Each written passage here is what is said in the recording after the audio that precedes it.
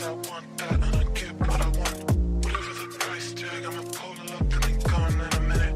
I want something up on a chain with a little ice on it. Here's a little advice for you. No one ever is nice to you unless the price is right. Well, I wanna cash. Not dealing with nonsense, got my conscience on a whole nother level. If you like a nice girl, just ask twice, girl. I could win a gold medal. I could be rough and have you suffer just for my own pleasure. I'm not gonna waste my time. My time is too precious to measure. Say it so they can hear it in the back, making sure the message doesn't disappear. We don't need fake love to elate us in and out the other ear. I don't make time for nothing but the work and the cheers. I'm making a good life that'll last me. I'm just clearing the air.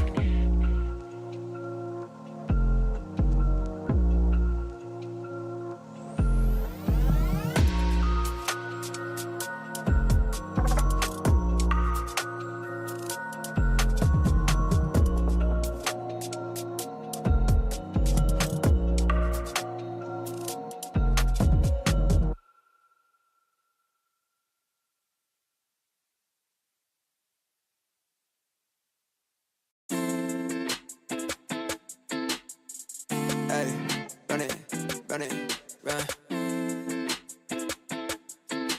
No, hey. I've been running out of time, think I need to rewind, feeling out of line. I put everything aside, hoping that I make it right, all the things I do. I've been running out of time, think I need to rewind, feeling out of line. I put everything aside, hoping that I make it right, all the things I do. Nonchalant, wake up feeling like I'm righteous. In my mind, see it grab me with my likeness. Up till 5, no one working like the zeitgeist. Put in 12-hour shifts while I write this. And I know when the black shit, they showing love. Not everyone a day one, don't lie to me. And they wanna take credit when no credit's due. Say what you want, but it don't bother me. I've been running out of time, think I need to rewind, feeling out of line. I put everything aside, hoping that I make it right, all the things I do. I've been running out of time, think I need to rewind, feeling out of line. I put everything aside, hoping that I make it right, all the things I do. Nah, no Sersky, baby girl be talking sweet but used to dirt me. Wanna take a few snaps for a story. Wasn't showing no love when we was hurting, it's funny, nah, no Sersky, baby girl be talking sweet but used to dirt me. Wanna take a few snaps for a story. Wasn't showing no love when we was hurting, it's funny, I've been running out of time, think I need to rewind, feeling out of line. I put everything aside, hoping that I make it right, all the things I do. I've been running out of time, think I need to rewind, feeling out of line. I put everything aside, hoping that I make it right, all the things I do. I've been running out of time, think I need to rewind, feeling out of line. I put everything aside, hoping that I make it right, all the things I do. I've been running out of time, think I need to rewind, feeling out of line. I put everything aside, hoping that I make it right, all the things I do. I've been running out of time, think I need to rewind, feeling out of line. I put everything aside, hoping that I make it right, all the things I do.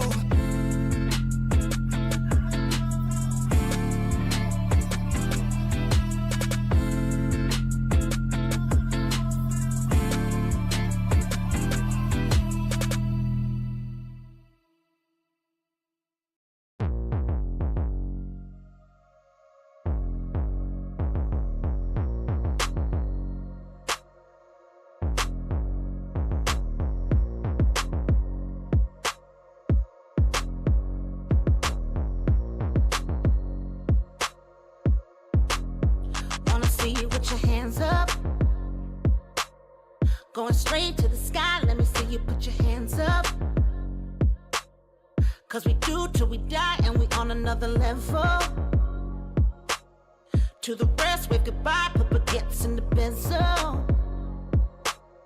Got a piece of the pie. Told you once, told you twice that we only got one life. Stay up.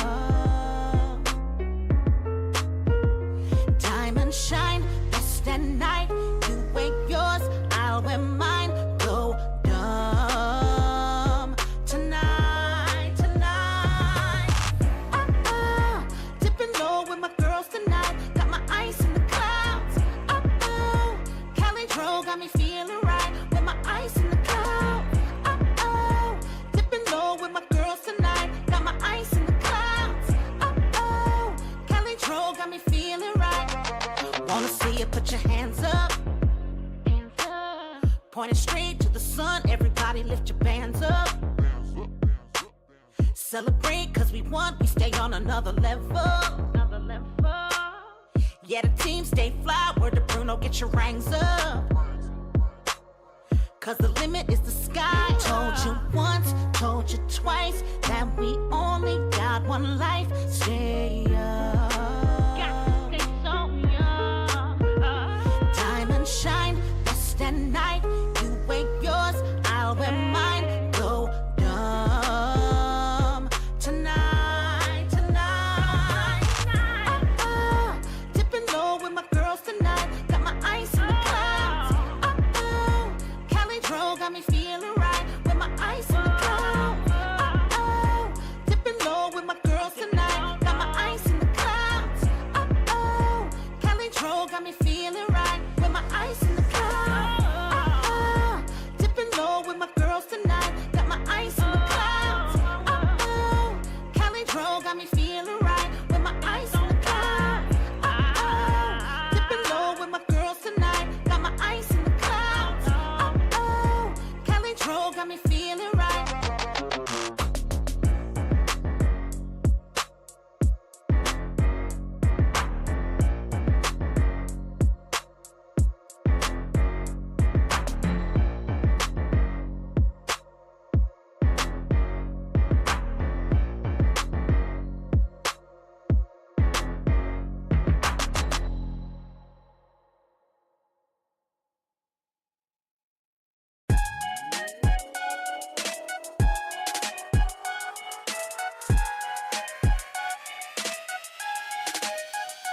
This ain't what you want. I've been living at hotels for a month. I don't take any meetings after lunch. I've been spelling all my sneakers, I don't jump. Me and mine only tryna double up, yeah. Me and mine tryna build, come up front, yeah. Measure twice, cut once, what we on, yeah. Measure twice, cut once, what we on, yeah. I've been reading Proverbs on the walk, yeah. And I've been shutting down the stars, yeah. But when it rains and it pours, yeah. And I'm ready for some more, yeah. And I've been reading all the war, yeah. And I've been shutting down the stars, yeah. Cause when it rains and it pours, yeah. And I'm ready for some more, yeah. And I've been reading all the war, and here I go again. I hope y'all never ever get the chance to win.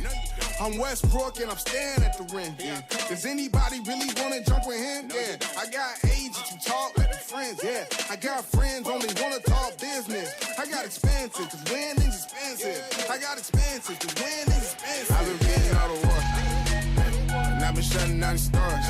Yeah. Cause when it rains and it pours, yeah. And I'm ready for some more. Yeah. And I've been reading all the war, yeah. And I've been shutting down the stars. Yeah. Cause when it rains and it pours, yeah. And I'm ready for some more. Yeah. And I've been reading all the war, yeah. And I've been shutting down the stars. Yeah. Cause when it rains and it pours, yeah. And I'm ready for some more. Yeah. And I've been reading all the war, yeah. And I've been shutting down the stars. Yeah. Cause when it rains and it pours, yeah. And I'm ready for some more. Yeah. And I've been reading all the war, yeah.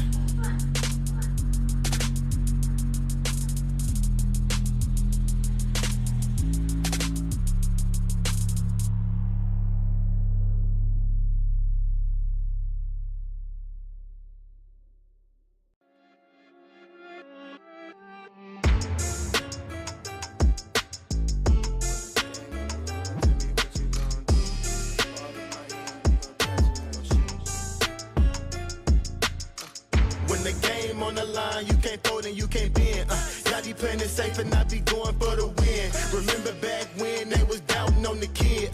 Now they tuned in cause my game too legit. Stayed down, remain humble and I made it work. Crazy how I came out so clean from the dirt. We was using candles on the nights the lights ain't work. We ain't never going back to that and that I merged. Turn your back on me, the worst mistake you ever make. Keep my grass cut, gotta watch out for the snakes. If it's on my plate, best believe it's getting 8. I'm ballin' like I'm Kobe, 33 before the 8. I just want the rings and the medals and the trophies. I want the Kardashians and Jenner to all know me. I wanna take a Uber to the hills to visit Chloe. I want the floor seats cause I'm tired of the nosebleeds. When the game on the line, you can't fold and you can't bend. Y'all be playing it safe and I be going for the win. Remember back when they was doubting on the kid.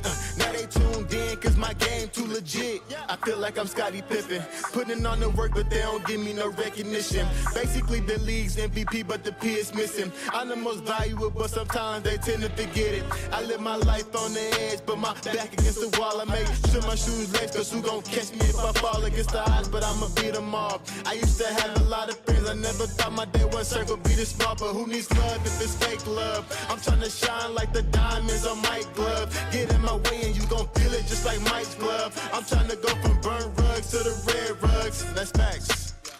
When the game on the line, you can't fold and you can't bend. Y'all be playing it safe and I be going for the win. Remember back when they was doubting on the kid. Now they tuned in cause my game too legit. Who gon' stop me now? I'm on the road, let me know. Who gon' stop me now? Who gon' stop me now? Who gon' stop me now? I'm on the road, let me know. Who gon' stop me now? Gang, gang. When the game on the line, you can't fold and you can't bend. Y'all be playing it safe and I be going for the win. Remember back when they was doubting on the kid. Now they tuned in cause my game too legit. When the game on the line, you can't fold and you can't bend. Y'all be playing it safe and I be going for the win. Remember back when they was doubting on the kid. Now they tuned in cause my game too legit.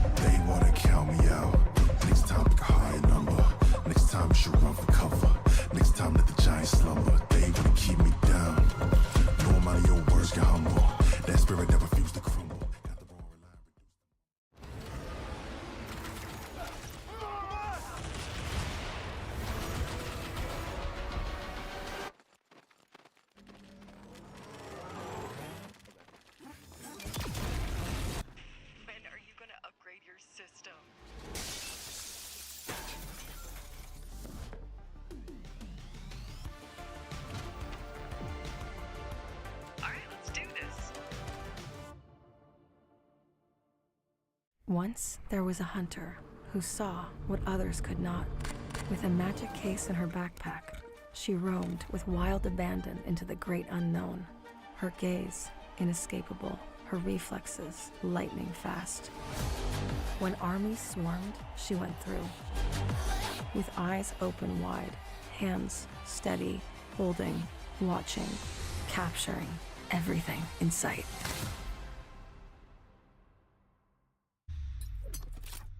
The Crucial Pro DDR5 RAM kit comes with a sleek, modern look that will complement any build.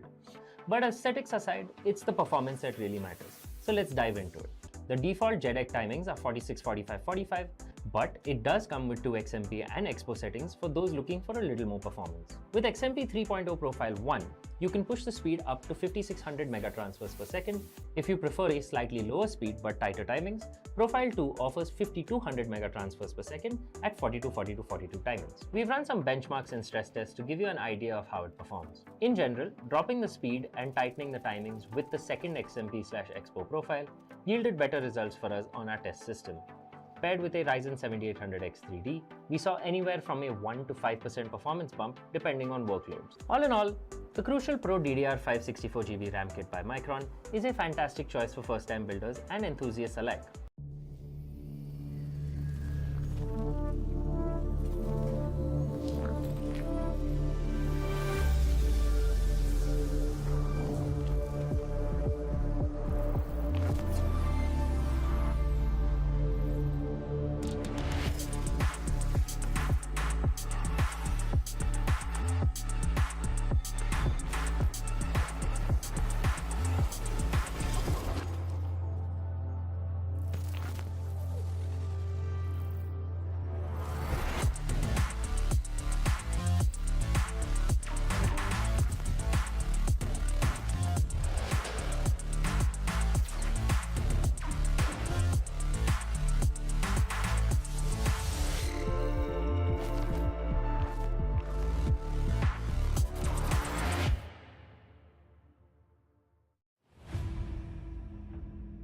You were right, Kate.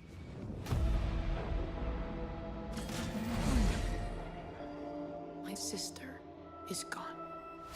There's only Jinx now. I want to tear that laugh from her throat forever. I'm ready.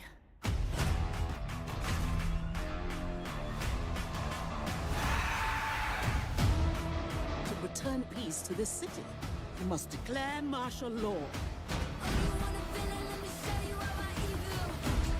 Topside is the real enemy.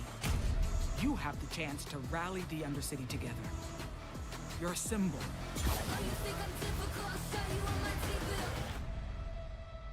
So what are you planning?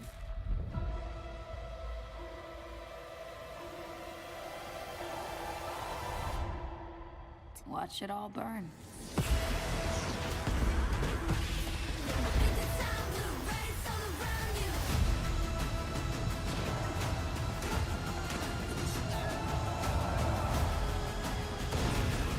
You felt it, haven't you? The arcane is waking up. Sometimes taking a leap forward means leaving a few things behind. This has to end.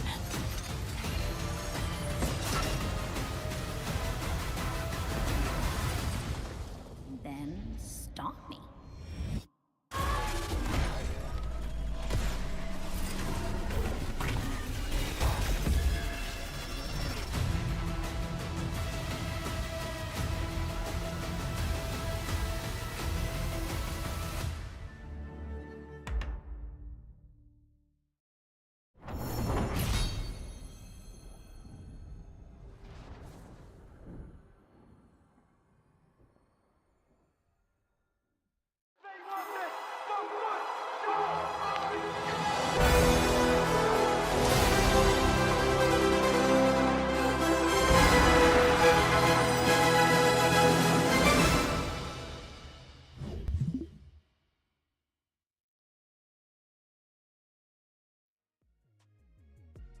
Hi guys, welcome back to this best of three series, the low bracket finals in the Crucial by Micron presents Sid Community Clash powered by Zotac Gaming. And we have an exciting matchup for you today in which Phoenix Gaming will be going up against Kakao Gaming. So Kakao Gaming lost out to Temple of Kings in the upper bracket final round and find themselves in the lower bracket finals, whereas Phoenix Gaming went through the entire gauntlet run. We saw them beat Taiseng Warriors yesterday and come up ahead with some interesting picks.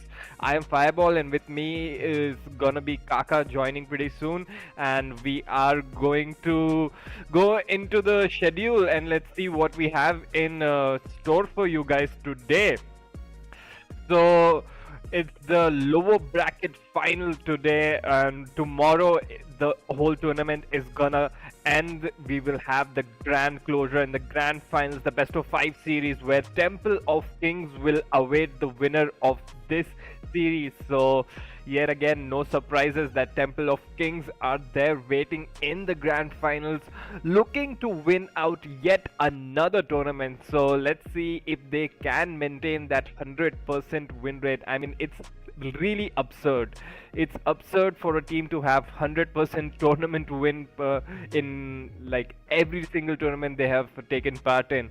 But but at least it's not like a stomp as we were having before. We saw Temple of Kings used to just run over their opposition, but now with international competition coming in, like Phoenix Gaming, like Taiseng Warriors, we are getting a lot of high quality matches, and Temple of Kings need to be on their pools as well.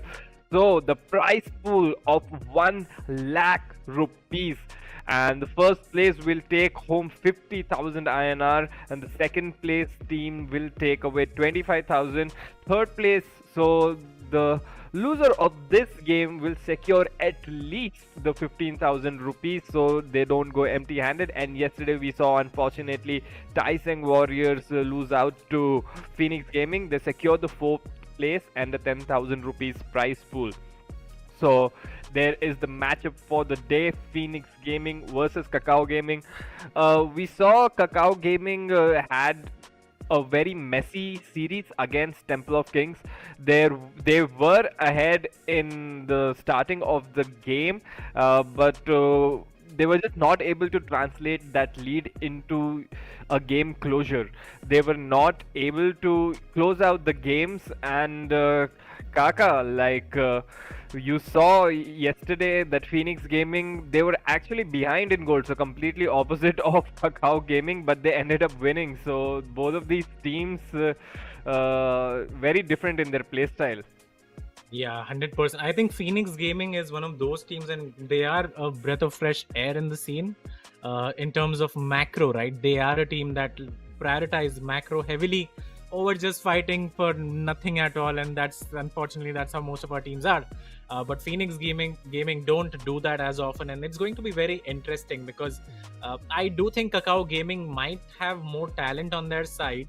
But if Phoenix Gaming just displays their skill like they do playing by the book, then it can be a difficult game for Kakao Gaming. But they should be the favorites going in this game.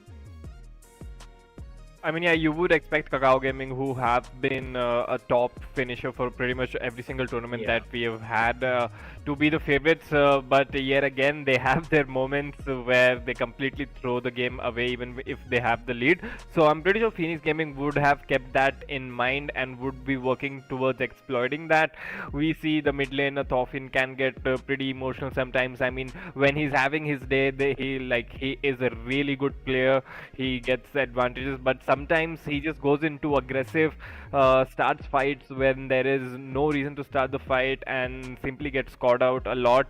The only consistent performer I feel from Kakao Gaming that you can always rely on has always been Dead Corporal. I mean, that's what you would expect from the guy. It's so many times that Dead Corporal is the sole reason that Kakao Gaming win a game, but if they have to win this series and compete against Temple of Kings in the grand finals, all 5 of them need to step up. Yeah, 100%. And Dead Corporal, as you said, has been their star player for since forever, right? He's the only one who has been, consistently performing. But now he has changed his role and he has gone into that jungle role, being one of the best top laners. Actually, it's a very big move for him. And just speaking about all that, we are going to jump into the champ select right now, and that Kled ban, which you will always see against Blood Torva coming in yet again, and the Taric gets banned against Tony Cruz. So he did pick up that Tony Taric Cruz in the second game yesterday. Yeah. But thing is, Phoenix Gaming do prioritize Leona heavily, right? So unless a Leona ban also comes in from the side of Kakao Gaming, that Taric ban doesn't really make sense. Exactly. And especially Blood Tova, you do not want to give a one-trick pony his one trick. I think Dead Corporal making space for Blood Tova in the top lane, and he's like adding copy Blood Tova to the team just increases the overall skill level of the team. So he was happily moved himself to the jungle role. We saw him play the Karthus as well, and he was going ham on it too. And so he is no stranger to that role. He can play it pretty proficiently. Now going over the bans, the Nocturne will follow from Kakao Gaming. We saw PHG and Shyboy pick that one pretty heavily in the previous previous games of this tournament as well. Phoenix Gaming will round off their bans by taking away the Pantheon from Thorfinn. Now Thorfinn's Xin Zhao is open, so let's see if Kakao Gaming actually try to lock in that one. I don't think Xin Zhao will be picked so early on, but then again with Thorfinn you never know what sort of champion he wants to play. The Mordekaiser will get banned against Hydra, although he did so well in the laning phase, right? But he did die solo to the Jax a few times, and as we spoke earlier, the Leona just gets logged in right here. So again, that's just essentially a ban wasted from the side of Kakao Gaming. If they were watching yesterday's series, they would know how highly Phoenix Gaming prioritize this Leona. And now let's see what Kakao Gaming answers with the Jinx is open for Love 2 or Aizen, whoever wants to pick it up, and the Rel as well. So I think it makes up for a pretty strong bot lane right there. Rel, one of, if not the strongest melee engage support. You pair it up with the Kaisa and you have a very, very solid bottom lane. And these two champions in S plus tier respectively of support and ADC. So Kakao Gaming already getting two very, very strong picks in that in their first two picks. Let's see what Phoenix Gaming answer with. Send the right choice would be to just pick their ADC, and this could be the AD pick and the jungle pick as well. Maybe the brand is open, which was banned against the Shy Boy yesterday, both games. So that might be something that the Shy Boy looks at. The Smolder will come in. Yesterday, Booyah played that Smolder. Yeah, if you remember, had one death in the whole game, had 9 kills, 9 assists, 9 CS per minute. I remember all of that. So Booyah was performing pretty well, and the brand does come in for the Shy Boy as well. And here now it's going to be very interesting what Dead Corporal decides to pick for himself. I mean, the Karthus is open if he decides to go through that way again. But champions are squishy from the side of Phoenix Gaming, except the Leona, the brand, and the Smolder very susceptible to any sort of damage, and Karthus can do that. So instead they decide to lock in the top laner, which is the Jax. I assume it's gonna be a top lane. I don't see him flexing it anywhere else. Going to the second phase of the bans, Kakao Gaming focusing on the mid lane. They take away the Echo, and Phoenix Gaming reply with the Silas ban. They do not want Thorfinn playing that silence, especially when they have a Leona and a Smolder and brand for themselves. Even the brand, yeah, that's a lot of ultimates, right? But yeah, I like the Jax blind, honestly. It's one of the stronger picks. I would have liked to see Kakao Gaming ban a few more top laners after locking that in, but they are going to focus the Echo down, and there you go, the Renekton does get banned as well. So I like that from the side of Kakao Gaming. On the other side, the Silas, we saw Thorfinn soloing Catbot 4 times in the mid lane yesterday. That's not something that happens daily, right? So he is going to get heavily banned out in this pick ban phase. 3 champions, all of them banned against him, but the Yone is still open if he decides to pick that up. And again, although Booyah did play the Smolder yesterday, it is still a big flex pick. It could go top, mid, and ADC, right? So I mean, it's a good pick ban phase coming out, and this fourth pick will be pretty important. Let's see what Kakao Gaming picked. The Elise. Elise for Dead Corpus, so very early game focused jungler. He just wants to get to level 3, and essentially that's all the Elise needs to start being a menace all over the map. Get those cocoons and the rappels, very high paced, high intensity jungler. So let's see how Dead Corporal can navigate his way around that champion. We don't see a lot of Elise actually, so I'm pretty excited to see that what Dead Corporal can do on that champion. Meanwhile, we do see Hydra locking in the set for himself in the top lane as an answer to that Jax. We should be fine against the Jax early on, but later as the game goes on, the Jax is gonna start being a menace in the split push.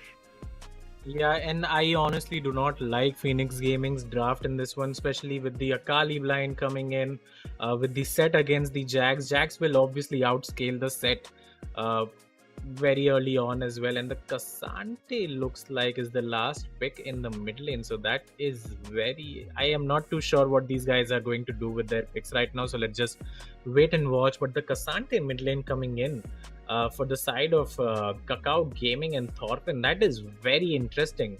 And yeah, I don't think I have seen Cassante mid in quite a while. I think it was pretty strong last Worlds, or even a patch before that, right? So that's very confusing. But speaking about the draft, I thought Phoenix Gaming had messed up picking the Akali and set in their 4-5, but the Cassante has kind of swayed the whole draft phase as well for the side of Phoenix there.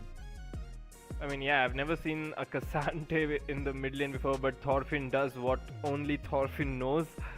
He is confident picking that one up against the Akali in the mid lane. So I just want to see what chaos unfolds in the mid lane for Kakao Gaming. I mean, Thorfinn still such a hit and miss player.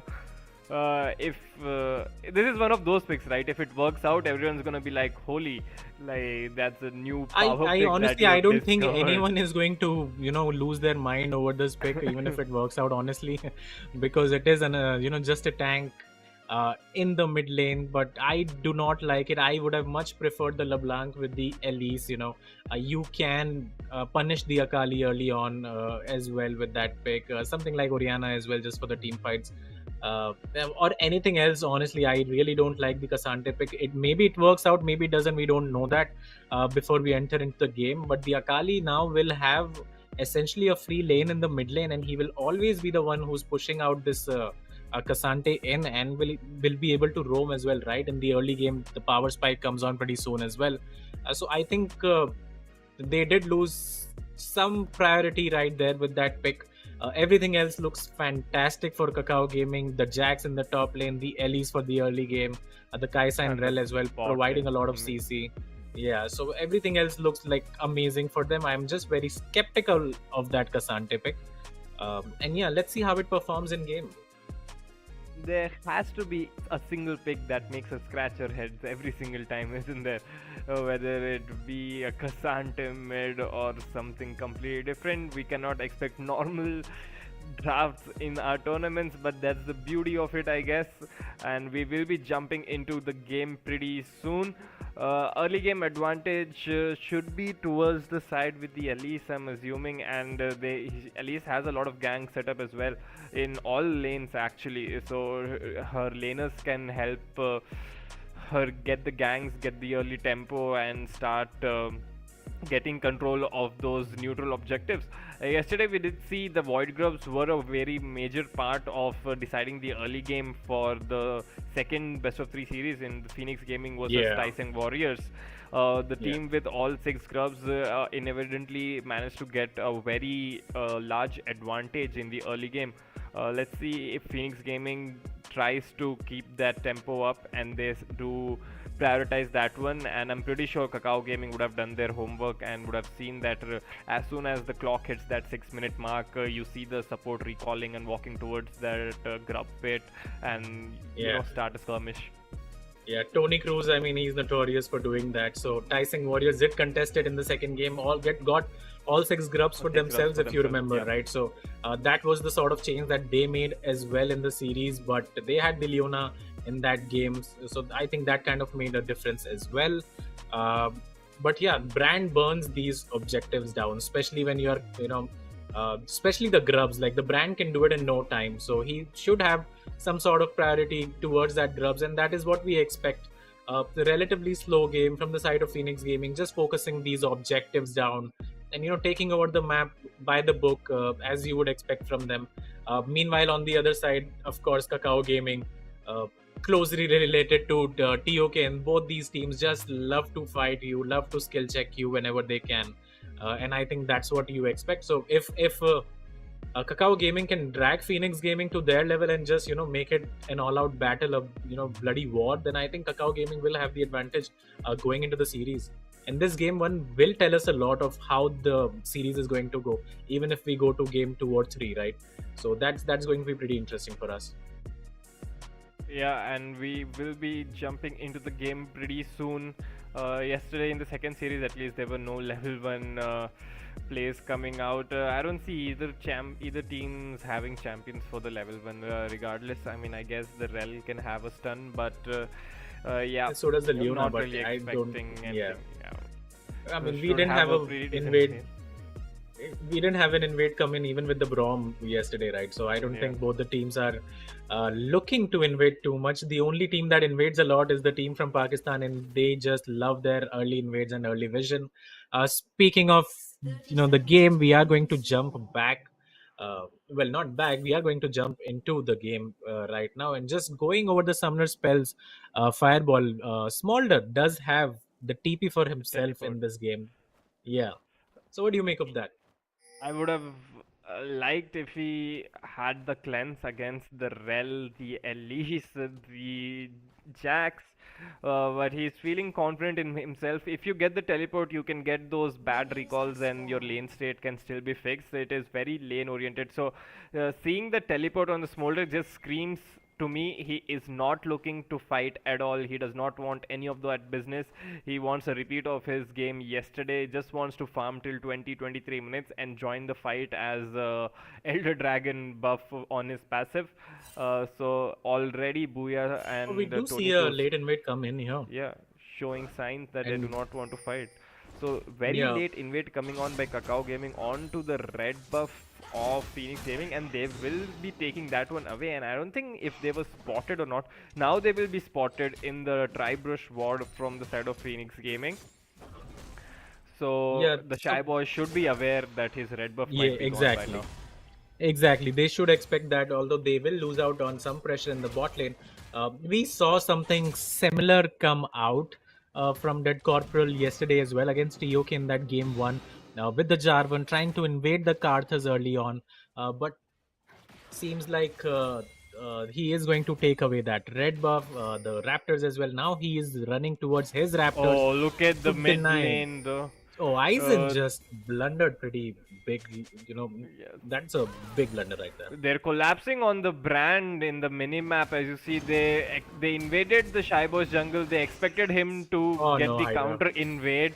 And now the Shy Boy is stuck between Blood Tova, Thorfinn and the Leon. Yeah, but he managed to just flash away. Dead Corporal and Thorfinn, I meant. Sorry about that. But Dead Corporal, regardless, will get the kill on Q2. I mean, his jungler was out. What is Q2 doing there near the blue no buff idea pit as for well. some reason? Level 2 as an Akali. What is going on? Now Dead Corporal is just gonna complete almost an entire rotation of the jungle camps in the opposite side of the jungle. Yeah, and he's going to get that level 3 as well, stealing that Gromp away. And I'm not too sure what Q2 was trying there. Ends up dying for what seems like no reason at all to that Elise, who, again, you want the Elise to get ahead early in the game. That's exactly what he has done.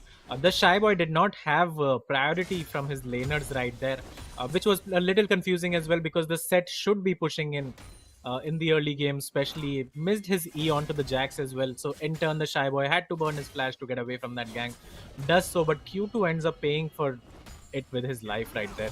And now look, Yeah. Dead Corporal is taking that bot side crab now, and the brand is going to go there again, just trying to look if something's up there. He does not have the flash, remember, so he might end up dying right here. Again, he does not have priority. The Shy Boy should realize these things. His mid laner is pushed into his own turret, trying to get some farm back. You just cannot contest the crab over there, and he finds himself between Dead Corporal and Thorfinn yet again. But Thorfinn, as Thorfinn does many a time, will end up giving up a solo kill to Q2 to bring at least some sort of a relief for this Akali in the mid lane. Yeah, I think I have seen Thorfinn die to every mid laner in this tournament or previous tournaments as well. So this is not shocking.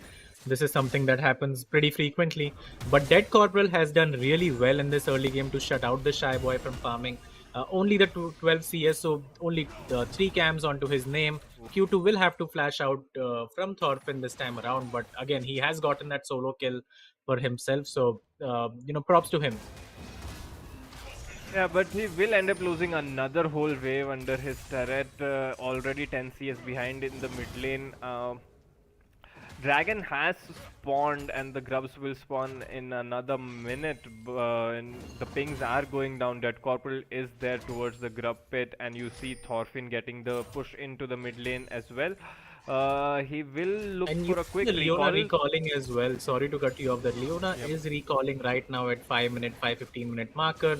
He's going to run towards that top side of the map if they do decide on contesting those grubs. So let's see what happens there.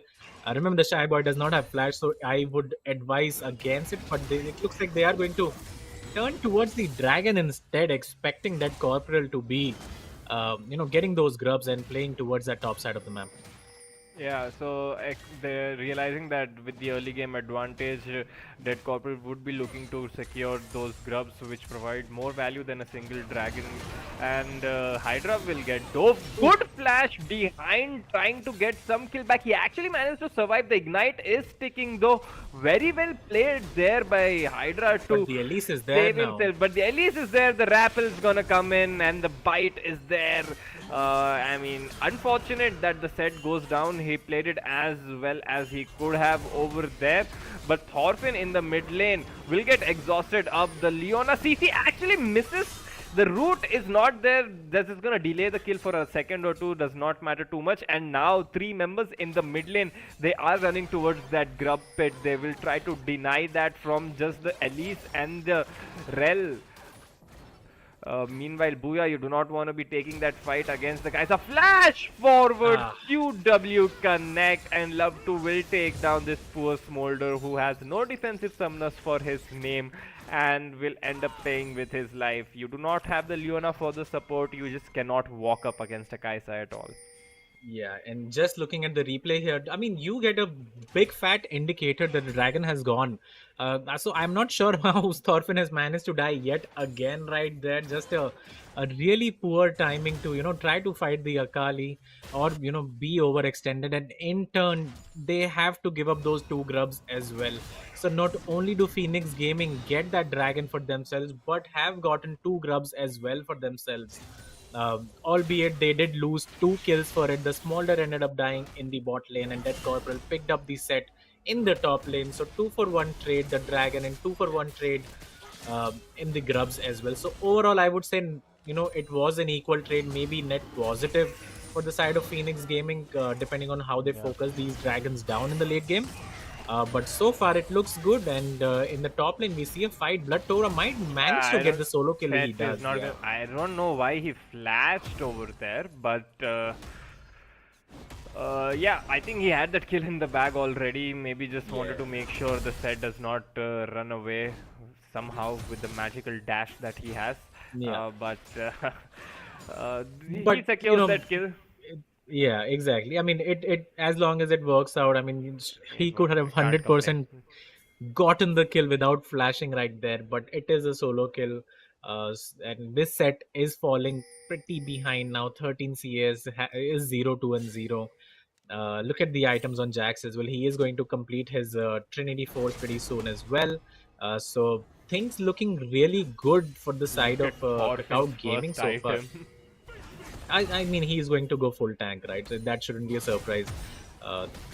But yeah, Blood Torva and that Corporal doing really well in this game so far. Bruisers are just Riot's favorite child.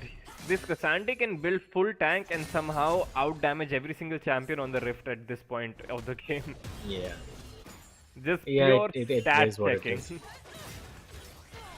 The base damage is so high on that champion, so Yeah. it really does not matter what you build as long as you get beefy.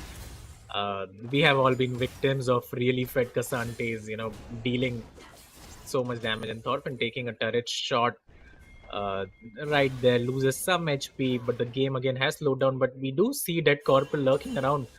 In that top brush, Hydra will be able to spot him out, but loses a lot of his HP bar. A good rebel coming in from Dead Corporal. Now the dive looks to be on. Blood Torva should be pushing that top lane really, as fast as he can to set up this dive. So let's see if it does come in. But Hydra is going to recall. Maybe not. Let's see what happens here. Okay, they are going towards this Elise now, but Hydra is playing very risky there. Aizen will get caught out between three members of the enemy team and will end up going down. Booyah secures that kill. Kaisa being forced to use her cleanse as well. Flash forward from the Leona, gets the stun in. Shy Boy will secure that kill. And three members actually going down for the side of Kakao Gaming, and they lose out only on the set. Yeah, I think that's a mega play coming out from Phoenix Gaming. The Akali was able to shut down that Corporal, getting that 300 gold bounty, and in the bot lane fighting for that blue buff. I'm not sure why Love2 and Aizen want to contest this. Just give it. You know your junglers are on the top side of the map. Aizen dies, Love2 follows as well. And I don't understand why you would try to secure that blue buff. It means nothing. It is 80 gold that you can always give up, but both of them lose their life in the bot lane, and all the good work that Love2 had done in the solo lane, on his own, getting the kill onto Booyah, it just does not matter now. Look at the items. Essence 3 were completed for Booyah. He did get the kill as well right there, so it just not sure why you would contest that at all. Now we do see the side of Kakao Gaming in the grub pit fighting to contest these ones. Brand ultimate will connect, but the jump from the Elise will make sure the passive is not there. Thorfinn will get exhausted, going dangerously low.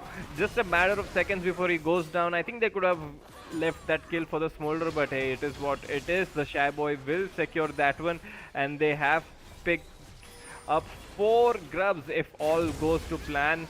So 4 is the sweet spot. You will get that Voidling, and Phoenix Gaming pretty happy with this trade. Yeah, and pretty good map rotation as well. We will get the replay of that pretty soon, right here. Although we do have some sort of death brush play coming in the top side of the map, but Akali went towards that bot side of the map. Smolder came in here, which they did not expect, and after all is said and done, it's yet again Thorfinn who ends up dying. 4 grubs for 2. Again, Phoenix Gaming looking really solid in this early game. Yeah, so 12 and a half minutes in. The gold is pretty even, but you have the one dragon, the mountain dragon, and 4 grubs for the side of Phoenix Gaming, even on kills as well. So Phoenix Gaming doing actually pretty good for themselves. The Smolder is happily farming away, has good number of CS. Died only once. I mean, lapse of concentration there, staying too close to the Kaisa, but all in all, he will be happy with whatever is going on in the game right now. Yeah, for sure. And I mean, this game is going to come down to Blood Torva and his Jax right now, because he is the one who's in the lead. 40 CS ahead, 41, 42 CS ahead in the top lane. Has gotten a solo kill as well. His opponent is 0, 3, and 2. So it's looking pretty good for Blood Torva and Dead Corporal as well in the top side of the map. And these two guys need to be the one who carry this game this time around, because they do have the leads. Meanwhile, Except for Hydra, the lead has been split pretty well for the side of Phoenix Gaming. 2 kills onto the brand with 3 assists. Has the Leandries completed? Riftmaker uh, getting completed as well for the Akali. We already have seen the Essence Reaver for Smolder, who is going to go back pretty soon and pick up some other component as well. Maybe the Tunneler for that Spear of Shojin. So everything else looking pretty good for the side of Phoenix Gaming except for this top lane. Yeah. Haida just has to, be resilient and just get through this laning phase as soon as he can. I mean, I wonder if Phoenix Gaming can look towards some sort of lane swaps as well. Just get Hydra out of this lane and let him get some experience somewhere. Because this Jax is just beating him up under his own turret. Look at him, half HP already. Yeah. And honestly, it does not get better for the set, right? This is the set's strongest point. That's his laning phase in the early game, at least. But the Jax will just outscale. I think he is going to pick up that Trinity Force right now as we speak about it, and he does. And this is going to just hurt a lot for the side of Hydra in this game. And luckily for him, there is a Cassante. Yeah, but luckily for him, there is a Cassante in the game, so you can always decide to ult that Cassante away or into the opponent team and deal tons of damage. But I think that's the only saving grace I can see for the side of Hydra right here. Or the Rel who loves to go in the enemy team. She will be in melee range, always available to get ulted away. But 15 minutes in, game pretty even right now. None of the teams taking any unnecessary risks. Although Phoenix Gaming do have I guess Kakao Gaming picked up the previous Dragon uncontested, so they equal out that as well. But now we might see a fight being started in the jungle of Phoenix Gaming. A lot of damage actually coming on by the Smolder. He will get 2 kills right there. Now Thorfinn comes in on the flank, but it is too little and too late. He will end up going down as well. Double kill coming on by Booyah's Smolder, and that will just convert into a Rift Herald. Yeah, Oh, looks like we're not done. Very confused. Akali still has her ultimate available, and that surely means the Kai'Sa will go down as well. So that ends up being a 4 for nothing for the side of Phoenix Gaming and Rift Herald. I think Blood Torva messed up pretty big in that team fight. As you see, he is not on the map right there, right? But his TP is on cooldown, so I wonder where he TP'd in that last team fight. We could not see it because of all the action. And remember, that is the Jax who has been accelerated so far ahead. And you have to fight around him, because if you don't, then you're going to pay for it. And as we saw right there, Aizen did decide to go and gets ulted by the set into the enemy team. And then it's just a matter of, how badly do Kakao Gaming lose the team fight. And I believe it was a 4 for nothing. For the side of Phoenix Gaming right there. So and a big Herald. swing for them. And the Herald, exactly. And the kills as well onto the Smolder, onto the Kali. The brand got one for himself as well. So all 3 carries getting those kills right there. It's looking really bad for the side of Kakao Gaming so far. And going ahead as well in this game. Smolder is 3-1 and 3, but he is lagging behind on the stacks right now. Has only the 120, 125 stacks around that mark at 17 minutes. So he would be looking to speed that one up. So as we know, around 22 to 23 minutes mark is where you would ideally want, and realistically at this level at least would want your Smolder to complete your stacks. And that's when the mid game starts as well, and that's when the Smolder starts to take over. Regardless, he's doing pretty good for himself, and was not bullied for the fact that he has brought the teleport. Q2 will be forced to flash away and will escape with his life. Ult being used by Aizen to start that engage.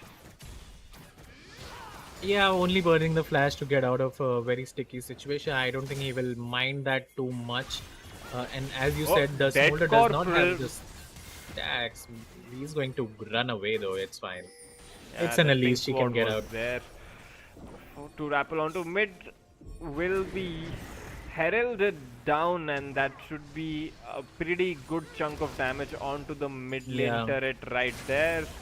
And I mean, what I would have loved to see those plays that you see in the LEC. Like after the herald charge, someone just jumps in and takes it to the other lane Yeah, to the other get side another of the charge. map. Yeah. I mean, we might see a team But fight coming yeah, in. meanwhile, Leona ends up getting caught, was forced to flash away. Brand Ultimate doing a lot of damage in the background, taking the Kaiser down to a quarter of HP. Flash forward by Hydra, trying to get the assassination onto Love 2. He tried to do too much on his own there, even after they had gotten a pick. I don't know if that was necessary.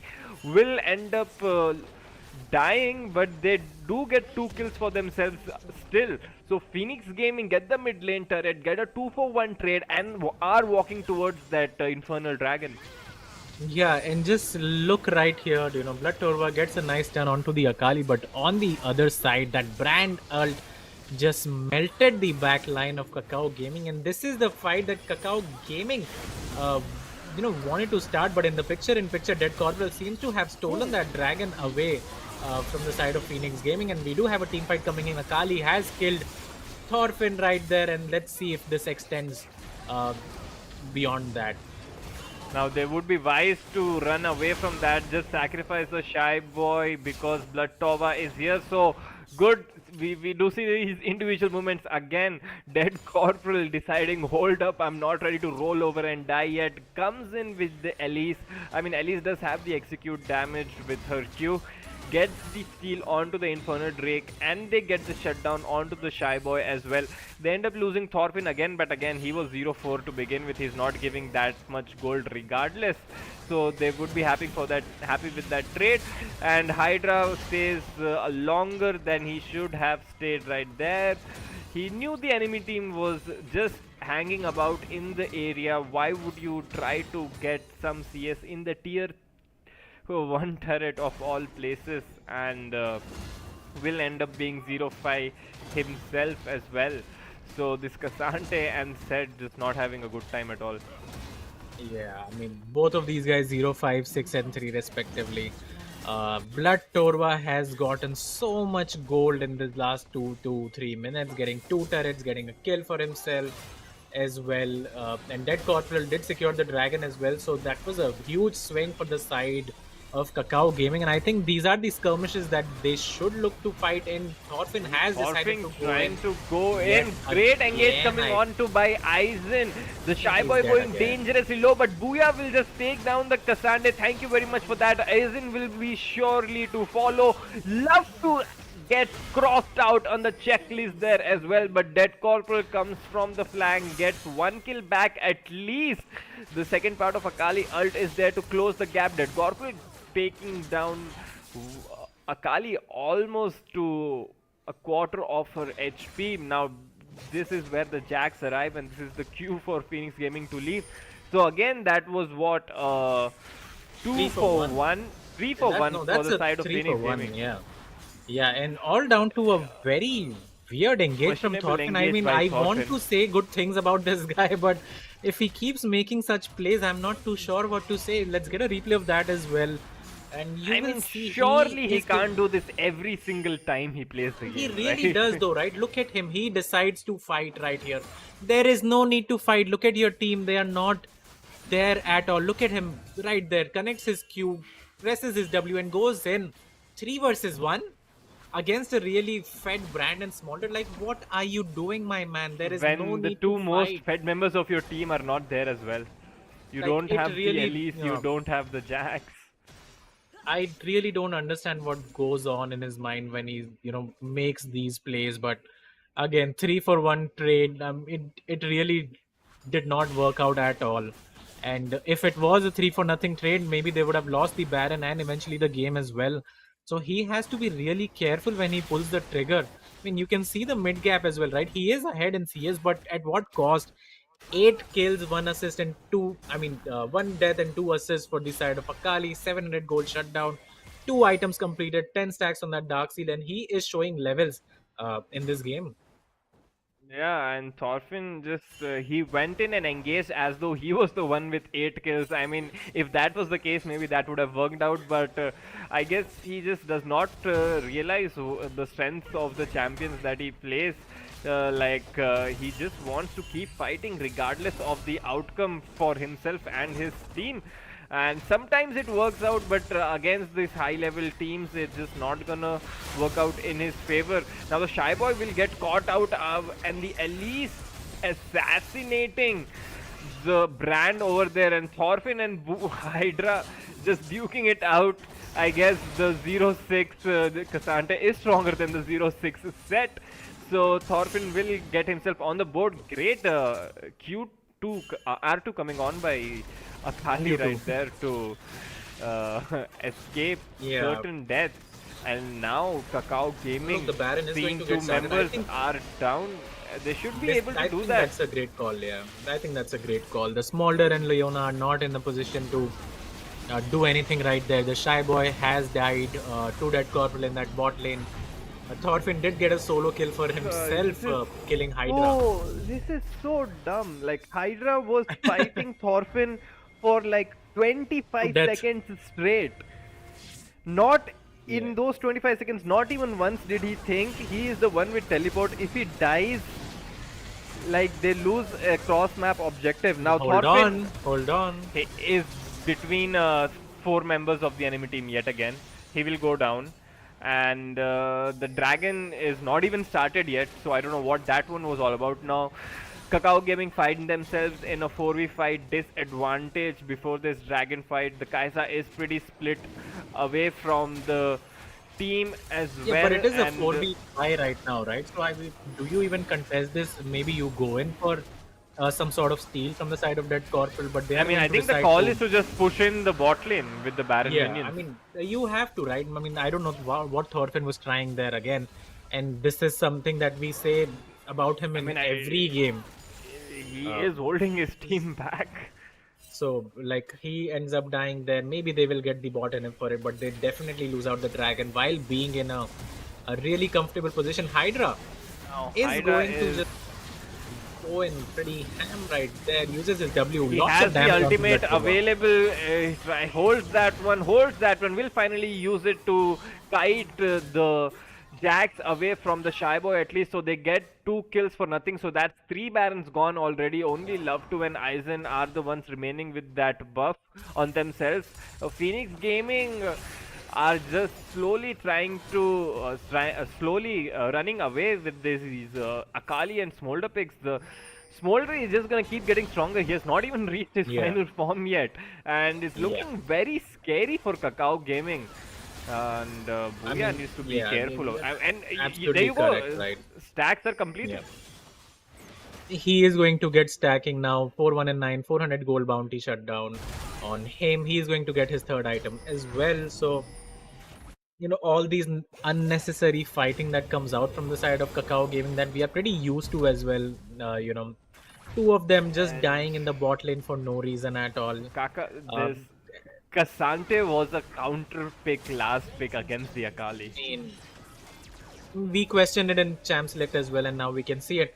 I've never seen him play Cassante, and I've never seen him play Cassante mid on top of that. And I just really thought the comp was pretty good, except for the Cassante pick, and it looks like it is holding them back. And, you know, it's not just the champion as well, it's the player as well who has not been performing to the levels that we sort of expect from him. No matter the champion as well.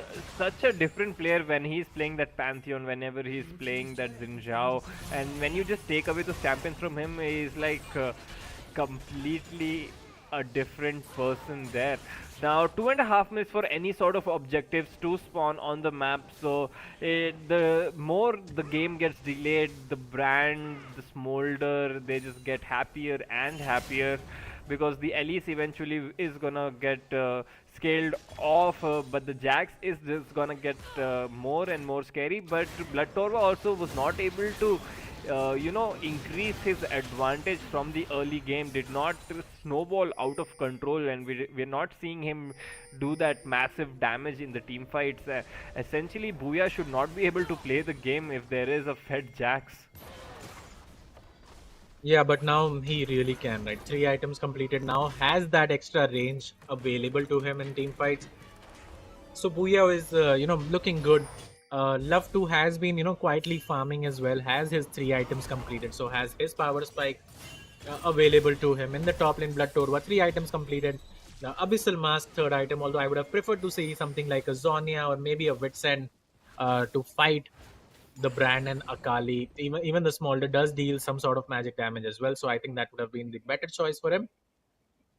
But yeah, except for Hydra, who I think has been doing pretty well in the team fights, it looks pretty solid for the side of Phoenix Gaming, and they are really playing well in this game one.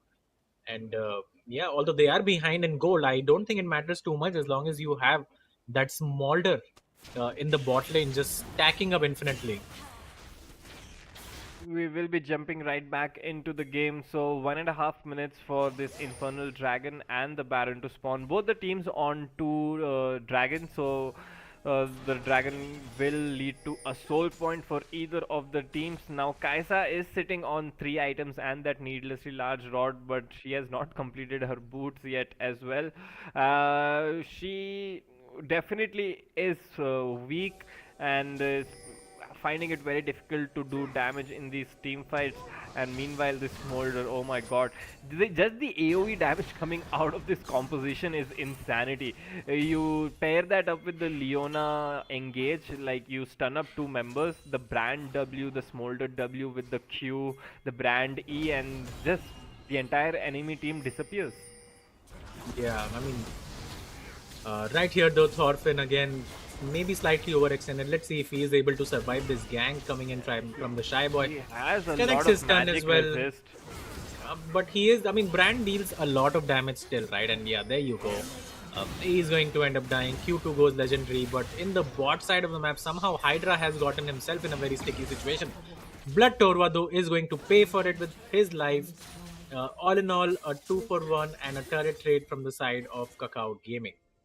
They spent so much time killing Thorfinn, who is not a threat. Holding that thought, Leona might get caught out right here, not being allowed to move even for a second.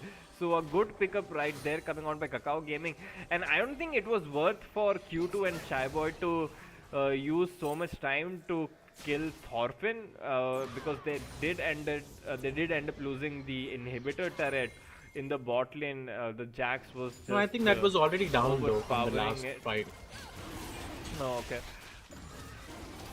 Yeah, so but now things here you are go. coming on to the Baron. Blood Torva is down, will be back up in 5 seconds, has the teleport available for him. And as this well. Baron Thorfinn has is teleported in the melting. top lane. The Baron along with the Brand will go down. Thorfinn is there. Now they will be looking to get the smite. The smite is there, but the Shy Boy going dangerously low. Now here comes the cavalry. Kakao Gaming are here to clean up the fight. They will get the double kill onto the Jax. They do get 2 members down, but 3 members of the side of Phoenix Gaming should survive and be able to save that Baron buff. Now the death timers are pretty high, 30 seconds. Let's see if they are able to defend this. The Smolder has a lot of wave clear and he should be the one making sure that nothing happens.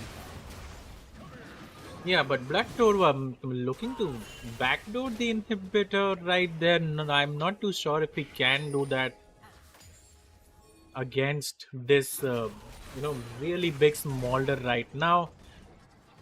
And this is going to be really tricky. Let's see how these guys decide to play the series out. I do think Phoenix Gaming, although they did sacrifice their jungler and top laner, come out on top with the Baron buff, at least with the Smolder getting even stronger right here. And Akali again, running towards that Void Staff as well. 3 items completed for the Brand as well. So just a recall reset going to come in for the side of Kakao Gaming. And now let's see how Phoenix Gaming decide to use this Baron buff to their advantage. And this is going to be very interesting. They are running towards this mid lane. All 5 of them stacked right now. Blood Torva is pushing in that top lane. And let's see if they are able to siege this tier 2 turret in the mid lane. the Baron up minions, they are running it down, but I would have liked if there was some sort of a split going on, at least pressure 2 lanes at once. Ooh, almost the engage on to Dead Corporal. If that at least went down over there, it would have been pretty bad for the side of Kakao Gaming. Smolder doing a lot of damage every time he gets that rapid fire up. He will throw a Q and it will bounce on to almost every single member of the side of Kakao Gaming. Thorfinn already being burned down to half his HP. The stun will connect, but only onto the Leona. I mean, Kakao Gaming are doing a pretty good job holding this siege. Yeah, I mean they are, And but finally like, the turret eventually will it go is down. going to go down. Yeah, exactly. So But props to look at them the for side holding lane. it out so long. Yeah, for sure. But I think Phoenix Gaming can just decide to recall right here and get those side waves as well. So, you know, not too bad from them right now. And they should definitely recall and pick up those side waves up. But engage Hydra with has the decided to go blast in. cone on to Hydra. Hydra will just being pushed Oh in my by the God. Cassante ultimate. Huge engage coming on by the Rel and the I think that's game one. the Jax, but the Akali is just so goddamn fed out of her mind. Cleans up the team fight, but Bloodtova should be the Wow. one to get the final laugh. So it's gonna be a 4 against a clean ace. Hydra just lost his patience and just hit the kill switch and decided to engage on the Jax. I mean the Cassante and Blood Torva. Is he trying to end the game? Surely he can't, I don't right? think he can't. No, he can't, because 3 of them are going to spawn right now within the next 10 seconds. So let's see if Blood Torva does end up dying. I don't think he will. Should be pretty smart about it. And, you know, let's get that replay as well, because you will see the 2-9 set. His 1W killed the Kaisa from full HP. You will see right here when he goes in. Right there, when he presses his W, look at the Kaisa HP right here. Boom, she just dies right there, man. That was so good to watch. But I think they just extended way too much. And look at the HPs now. Booyah, sub 100 Booyah. HP. So was Tony Cruz. Both of them ended up dying. Tony Cruz even had his, you know, exhaust and flash up even towards the end of the fight. Even the Shy Boy had his flash available to him. So I think some sort of micro mistake coming in for both the sides You right there. exhaust the Jax right there and like he's just Yeah. not able to do that anymore. But now, you know, the dragon is going to come in, and remember, this is soul point, soul for the side of Kakao Gaming, so they are going to set up the vision in the bot lane, though the blue side minions are pushing out. And look at this, actually, Kakao Gaming have just given up on this dragon, and all of them have gone towards that mid lane to try to get the inhibitor. And in return, Phoenix Gaming have to recall to save their base. And this is such a good call coming out from the side of Kakao Gaming. The Shy Boy gets caught by the Jax, who flashes and finishes up Hydra right there. But Aizen is in trouble, and so is Dead Corporal, actually. And maybe, just maybe, the dragon might end up going to Phoenix Gaming after all of that. The teleport is being channeled by the carries of the side of Phoenix Gaming right there. Dragon going down dangerously low. And the soul will be secured right there. But at what cost? Booyah is on the peripheries. No one is able to hold him down. Now Bloodtova gets his eyes onto that. Where is the peel, guys? The Smolder is just alone flying in the periphery. Where is the Leona? Where is your team? And that's going to be game 1.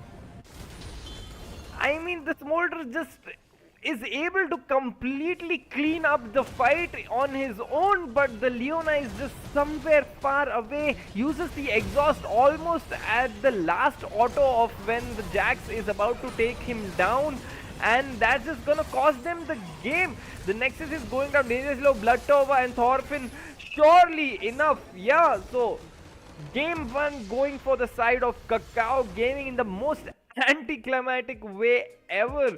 Phoenix Gaming had all the opportunities, had all the resources in the world to secure that game for themselves, and they were just not able to do it. At the end, you saw them make a few mistakes, and that was enough for Kakao Gaming to capitalize on. It did not matter if they had a mid laner or not. It did not matter if they were so far behind. It did not matter if the smolder was fed. They just saw the mistakes of Phoenix Gaming, and they just pounced on them. Yeah, I mean, huge props to the Jax in the top lane. He was the one who carried this game really hard, even in the team fight that was so close in the mid lane where it was a 4-5, but the Jax ended up surviving the whole team fight right there. Does really well again, and I think huge props to him and Dead Corporal for pulling that game. It looked like it was a lost game for them. Akali was 16-3, Faisal, 16-3, and that guy had to lose the game. So Hydra will have to pull up his socks, and just perform, because Blood Torva really did so well in that game and solo carried, and that's a 1v9 game from him. Yeah, so let's look at the crucial moments for that game, and initially it was looking so good for Phoenix Gaming. Only the Jax was the one in the lead. Akali and the Smolder just did not die at all. The only times they died were the last two fights, and if you die at those fights, it's just done.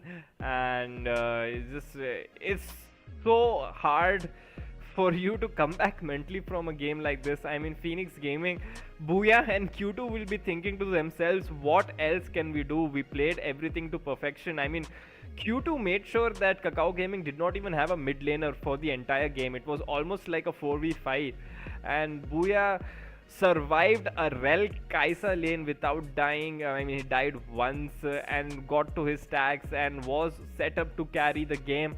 Shy Boy on the early game doing so much damage as well. It was just Hydra who was struggling, and Phoenix Gaming getting those early objectives as well, but it was just unfortunately not enough. Yeah, I mean, they will go back and just, I mean, they will wonder how they have not won this game, right? With the Baron buff as well. One of the dragons was stolen from the side of Dead Corporal, so he did really well. And as an Elise, you can only do so much, in the early game, in the mid game, but he was relevant even in the back end of this game. So Dead Corporal did really well on that Elise this game. So did Blood Torva though, right? He was the one who got the solo kill. He was the one who got that 40-50 CS advantage, even more towards that late game. And he was the deciding factor in this game. It does not matter how fed your Smolder is. If the Jax can just press E onto your face and run you down, there's not much that you can do. Yeah. And there was the TP actually. I just saw that on the map. Jax had TP to the tier 2 bottom side turret in that place. I was wondering where the TP went. That's exactly what had happened. But I mean, all is forgiven for him, because he was the deciding factor and he was so good this game. And you can't give him the Jax once again if you're Phoenix Gaming.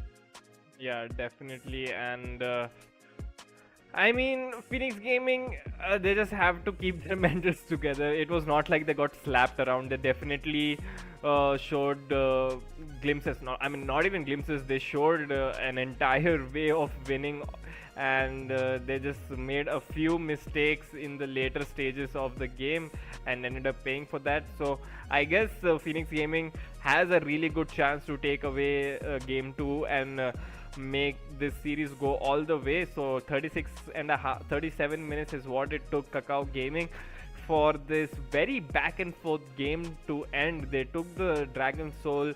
They were behind in kills. They were ahead 6,000 in gold, but I'm pretty sure Kakao Gaming will not be happy with the performance that they showed right now. It was very messy according to their standards at least, and they will be looking to make the second game much more cleaner compared to this one.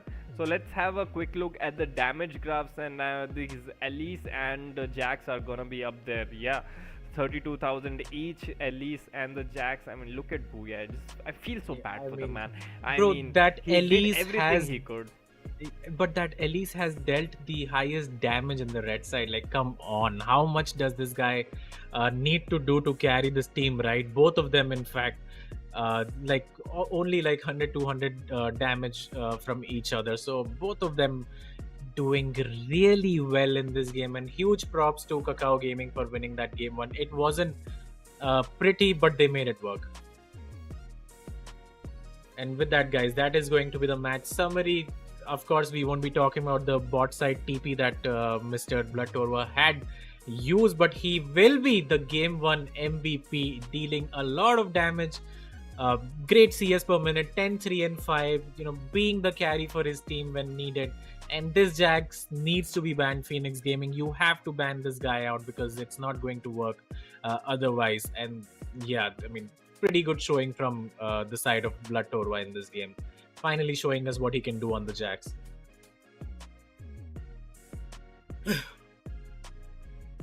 And yeah, 1v9 performance coming out by Blood Torva. If this Jax was not there to stabilize their early game, it would have been a very one-sided storm coming out by Phoenix Gaming, and they're just fortunate that this Jax had other ideas, completely stomping away the opposition. So that was game one in this best of 3 series low bracket finals against between Kakao Gaming and Phoenix Gaming.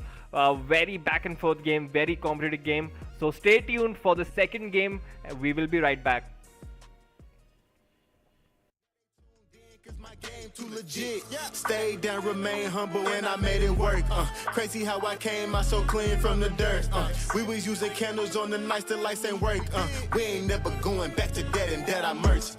Turn your back on me, the worst mistake you ever make. Keep my grass cut, gotta watch out for the snakes.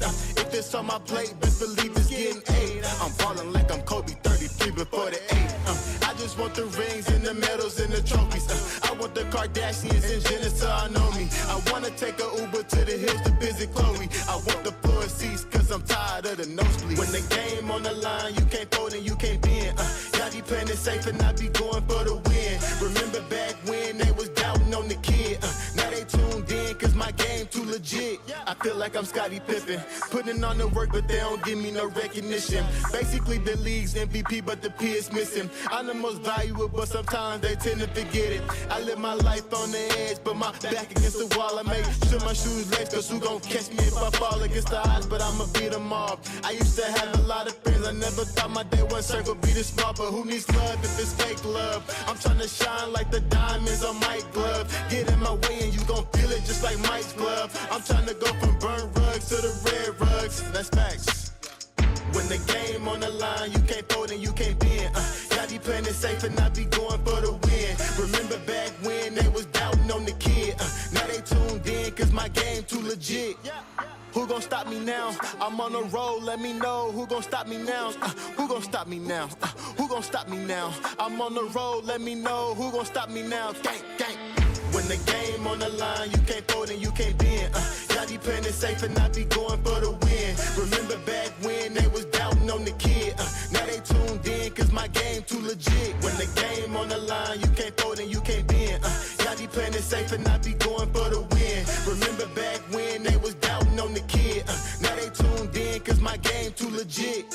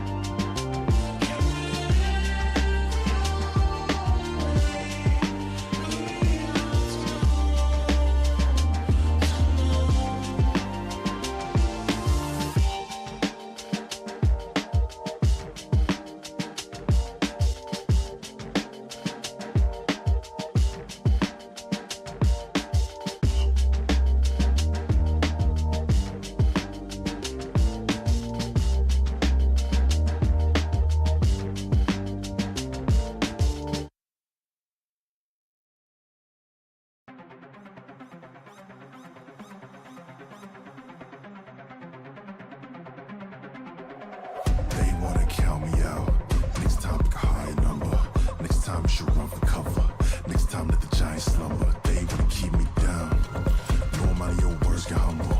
That spirit never refused to crumble. Got the wrong line, reduced to mumbles. 2 a.m. on first. Imitate vultures how they lurk. 10 toes with it, I'm out of eye with you, boy. Challenge the best with your worst. This my turf. Way I move is inertia. Can't be stopped, it's unheard of. From the dirt, sweat got my feet muddy. Spin my wins, they might search you. On my word, path took plenty turns. It wrote my confidence in cursive. With submerged, I found resolving my purpose and tell you about it back on surface. I survived.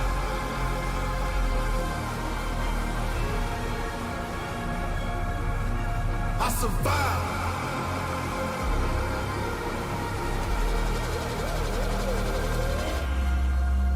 Ever been lost in the woods, praying that it don't get dark? Ooh. Ever been in a situation couldn't win, but you still had heart? Yeah, if you anything like me, evolve from chum to shark, the hunger starts to grow apart you didn't know you had. It's like that, flip the switch, turn it up, and I'm giving it gas. I lock it in all free, adrenaline double my percent. Made a home in the unknown, I swear I never fear again. I got ice in my blood, big enough to down this shit. I don't care how bad it get, I got 10 toes down, don't forget, I survived.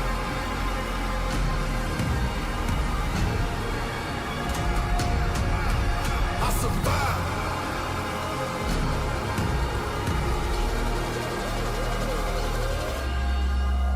When you on the brink and you ain't too deep, when you feeling weak, when it's hard to breathe, you gon' take a knee? Never. You gon' keep it G forever. Stand up and face whatever. I'm built unique, I'm better than the hard times I seen. Crime scene, obscene, face the ugly, cover up like Maybelline. Had uncertainty and urgency, cut from me like surgery. Formed again more sturdily, personally. I don't see nobody stopping me. I don't see nobody topping me. I don't see nobody honestly. I run you over if that's what it's gotta be.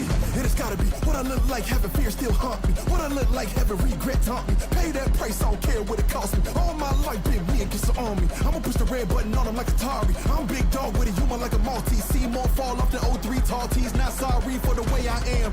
Learn the ball and up with no one holding your hand. Never back down, never hide in the sand. If you ain't hear the message, let me say it again. Yo, let me say it again. I survived.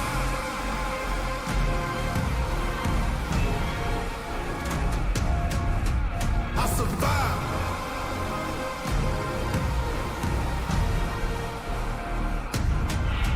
I survived.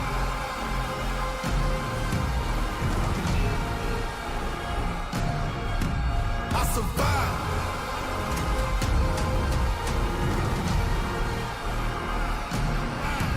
I survived.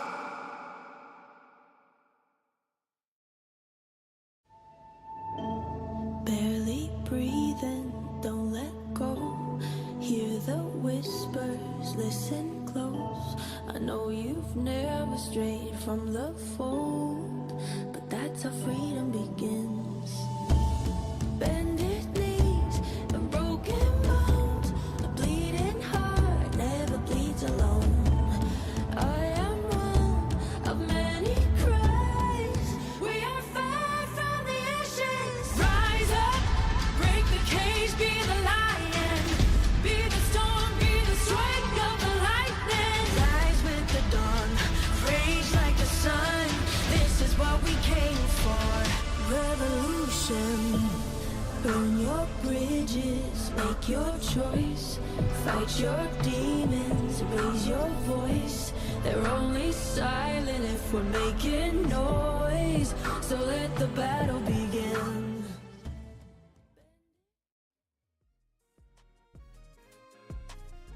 Guys, welcome Alright, back. guys, welcome back. Yeah. Go on, Madness. That was we bit of both are court- so excited to welcome these guys back that both of us just flipped on. But again, guys, Yeah. welcome back. Crucial by Micron presents Sid Community Clash, powered by Zotac Gaming. Madness, welcome to the stream.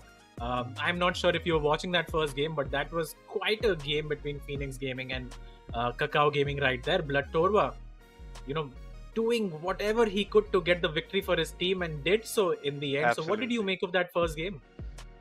Absolutely. That game just kept on seesawing back and forth how it was going. The team fights were going in favor. Blood Torva was the only one there that was actually focusing properly for those team fights, right? In that last team fight, he nailed down that Smolder, the main damage from the side of Phoenix Gaming, and he basically won that fight for them, which led to them winning that game, right? He was rightfully the MVP in that. But we'll talk about it a bit later because we are heading right now into the champ select of Game 2. Phoenix Gaming electing to take that red side. The tag ban coming out, and a good ban as that may be because Tony Cruz is very good on this champion, right, Kaka? Yeah, 100%. But he did pick up the Leona last game. Did leave a bit to be desired, honestly, because it was not his strongest performance on the Leona. But then again, that game was very close to call as well. Both the sides doing really well, especially Q2 on that Akali, 16-3-7. Unfortunately, he had to lose the game because of that Fed Jax. So now Hydra, the onus on it's on him right now to perform, because he can't have that poor of a showing yet again against Blood Torva, who has shown that if you give him the resources and if he wins the lane, he is going to carry the game. So let's see what Phoenix Gaming do about that problem in the top lane. Yeah, and definitely, and it's also like he didn't even have that prio early on in the lane with that set versus the Jax. Set should be having a bit of the priority there. That led to the Shy Boy also getting caught out a couple of times because of that. He was not having priority in any lanes that he was going towards, so it was a bit of a hard start for him that way. And then once that Jax just kept on going off, there was almost nothing that you could do to stop him. He did have like maybe one mishap TP that he did early on in that entire game, but all in all, a very proud showing from him, and he's showing that he's just not a cleared one trick, right? He's showing that he can play pretty much all these top range champions. But that being said, the Kai'Sa is being locked in as that first pick for Kakao Gaming, a very good strong first pick that usually is taken on that ADC role, and it is being countered by you getting that Caitlyn on Booyah. So they're trying to get some maybe lane dominance with that pick, and the Maokai also being picked up. Yeah, the two, they are just playing for the lanes now. Booyah does not want that scaling smolder anymore. He wants to win the lane. So he is going to pick up the Caitlyn. The Maokai follows. Could be support, could be jungle as well. I would prefer it if it was going, down in going into that jungle role. For the opposite side, the Kakao Gaming have picked up that really strong bot lane of Nautilus and Kai'Sa and are hovering the smolder, but I'm not too sure if that's going to get locked. Maybe the Victor gets locked right here. You could pick up the jungler. The Silas is open as well, so that does pretty well into the Maokai. You can always steal that ultimate, but the Hui will come in for the side of Thorfinn in this one. So that's something we have not seen him play too much, honestly. But as long as it's not a Cassante mid, right? So I think it's going to be fine. Yeah. Let's see what Phoenix Gaming decide to pick for themselves now. Yeah, definitely. That Cassandre left a lot to be desired the way he played. He got caught out a bunch of times towards that mid and late game kind of stage. And Q2 electing to pick up this Nafiri, then this Nafiri is something that Thorfinn himself likes to play a lot, right? We've seen him play a bunch before himself, so he should know how to play against it very well in that lane. But that's a nice pick from Q2. He played excellently on that Akali in the last game. He was one of their champs that did win their lane by a lot, and he was showing it off. He had some quick moves and a couple of very good Q2s that he was pulling off, sorry, R2s that he was pulling off. And now it seems that Phoenix Gaming does not want to face this Jax again, so that's the first ban in the second banning phase, that Jax does get banned out. And the brand ban coming in from Kakao Gaming, the Shy Boy did elect to take that brand in the first match, remind you, so that ban is coming in here. So it's going to be exciting what they can come up with. And the Vi also getting banned, so they don't want Dead Corporal playing the Vi, don't want to playing the Gwen. And what did you think about Dead Corporal's Elise last game, Kaka? I think he did so well in that game. Like he dealt the most damage, can you believe it, from his team, even with the Fed Jax and all these carry champions, running, even the Kai'Sa for that matter. So he did really well in that game one. Was one of the reasons that his team won, stole the dragon as well, did really well in the early game. So he did flawlessly, and I do wonder, though the brand ban has come in, but this Maokai could still go into that jungle role, right? So I am not too convinced about that. Maybe they believe that the Maokai is going down being the support. And I mean, that's exactly what's going to happen, because the Nidalee comes in for the side of Shy Boy, and he is going to pilot that with the Nafiri in the mid lane. So there's a mix of damage there, and it's looking good so far for Phoenix Gaming, although I always doubt the Nafiri pick. But Q2 has shown that he can play that champion pretty well. Yeah, definitely. And because the top has to blind pick his champion, Blood Torva opting to go for the ranking, always a very good champ as the blind pick over here. So I was just waiting to see what the jungler from Kakao Gaming will be over here. What will bring the entire comp Just all the way run together. back the Elise again, honestly. Yeah, actually, yeah, the Elise would be banned. They are a bit teasing us with that Rengar, but no, it is the Viego that is getting locked in for dead Corporal on the blue side on Kakao Gaming over here. And now for the final pick of the match, the counter pick that Phoenix Gaming can go for this top lane, right, against the Renekton. What kind of champs would you like to see against this Renekton in the top lane, Kaka? Man, the mod is banned, the Jax is banned. He is going to lock in the Darius right there against the Renekton. I do not like that at all, honestly. And I think Phoenix Gaming have really messed up this draft with all these picks that are coming in. The Darius just wants to play for himself. The Nidalee wants to play for herself. The Nafiri wants to play for herself as well. So not a lot of enablers on the side of Phoenix Gaming. Meanwhile, Kakao Gaming looks to have gotten the better end of this draft right there. Have a really solid early game with the Renekton Viego, great mid game as well with the Hue, and again you have the Kaisa who will scale brilliantly into the late game with a lot of CC as well coming out from Nautilus. So I think Kakao Gaming have done a fantastic job in this pick ban phase, and I think just going by the draft, it could be the end of the road for Phoenix Gaming after this one, but we'll have to see what happens in game. But so far, yeah, I don't like the Darius pick. I think it can get heavily camped by the Viego and Renekton. And if the Renekton gets ahead, then the Darius is never coming back into the game. So I don't like that Darius pick at all, basically, from the side of Hydra. Yeah, I honestly agree with you completely on that matter. I do not like this Darius pick. I have seen Hydra on a couple of matches where he has dominated this Darius. Maybe that's what's playing in their mind. But as you talked about, looking at Phoenix Gaming, just seems like a complete ranked type of comp, like where everyone's just playing for themselves and they're like, I'll win my lane, you just win your lane, and we'll go from there. And just the amount of lack of CC on that side of Phoenix Gaming right now. Only that Maokai ultimate I can see as a proper engage that will be coming on with the Nefiri ultimate combining into it. And then you just look at Kakao Gaming and it's just CC on CC on CC everywhere. Viego gets one reset and he'll just be a monster in these team fights. But honestly, I just want to see what's going to happen in this mid lane with Thorfinn and Q2 going up again. Will Thorfinn give away that kind that he did with his Cassandra, or will he be playing it better with this range kind of mage champion that he's playing, Kaka? I mean, I have no clue what to expect when Thorfinn's on the Rift. I mean, he can get those solo kills. He can get 4 solo kills on the best mid laner in the tournament, and then he can lose to like anyone. So like you don't know what to expect from him. So I am not going to have any expectations at all. I think that's the best way to go about it. But for the side of Q2, in that game when he was 16-3-7, he did really well. Even on Nafiri, yesterday's game, he was doing pretty well. So you can expect good things from the side of Q2. But then again, just looking at the draft, it is a little bit everywhere for the side of Phoenix Gaming, and I really don't like it.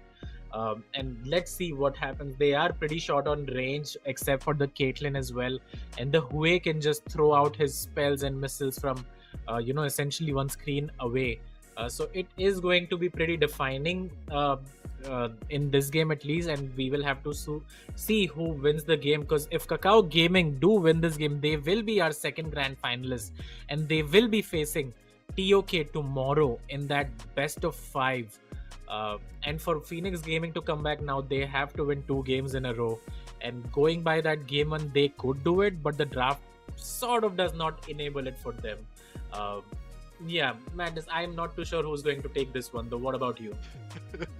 Yeah, it just from that draft and the way that it has been going. Kakao Gaming do look to be securing this and maybe facing TOK for a rematch of that upper bracket final that they have, and now on a best of five instead of the best of three series. And if that does happen, it will be just be a repeat of that last 1 lakh prize pool tournament that we did have, right, where these two teams did face off in the grand final. It went to all 5 matches, but we should not jump the boat here. It's still the game is still to be played, and Phoenix Gaming has surprised me from time to time again, especially with some of their drafts. Sometimes they go for a complete proper draft that we see with complete CC and everything that they actually do need in team fights, and sometimes they just go complete damage and all the way they actually want to be playing individually. And either way, sometimes it just works for them, and just the way they play it out. So it's honestly up to how they want to be playing out this matchup and what they're going to be doing. But the really just the bad part here is that Hydra, the last pick as that Darius, right? You had the opportunity to counter pick every single way that you did want to go for it, but maybe you are just so confident on the champion and you maybe face this matchup again and again that you know what you should be doing and what should not be doing here. And maybe there are plans of camping certain lanes that we just don't know about, Gaga. I mean, 100%. That's what he thinks counters Renekton, and if he is, comfortable playing that matchup, then, I mean, by all means, go ahead, right? So let's see what happens there. But the Nidalee, does not have a lot of CC. Requires the CC for her to set up the gang. So yeah. Darius can't really provide it if you miss your E. There's not a lot that you can do against a Renekton who can obviously slice and dice away from the Darius, from the Nidalee as well. But on the opposite side though, the Viego is there, and that is going to be trouble, guys. We do have a slight pause coming in. We will be jumping into the game pretty shortly as soon as the pause is gone and the game has been resumed. So for now, we can only talk about the drafts and how the series will go. So Madness, I'm gonna put you on the spot and ask you, who do you think is going to take this game? And give me your MVP as well, since Blood Torva did so well last game. Do you have anyone for me who you think is going to outperform or overperform in this game too? I think game 2, Kakao Gaming, and it's going to be Dead Corporal as the MVP in my opinion. The way that so you are predicting a 2-0 as well, right? Yeah. For the side I'm of Kakao Gaming. Yep. Yeah. Yeah, they're definitely going that way. Yeah. I am, I'm not going to go against you on that one. Dead Corporal looked pretty solid in game 1. Looks very comfortable, in this jungle role as well for his team, and he's always been the star performer, of this team. The previous iteration as well, the AOK and now Kakao Gaming. He is the guy we always look at. So it's not a bad shout at all, and it could turn out that he does win that MVP and wins the game for his team as well.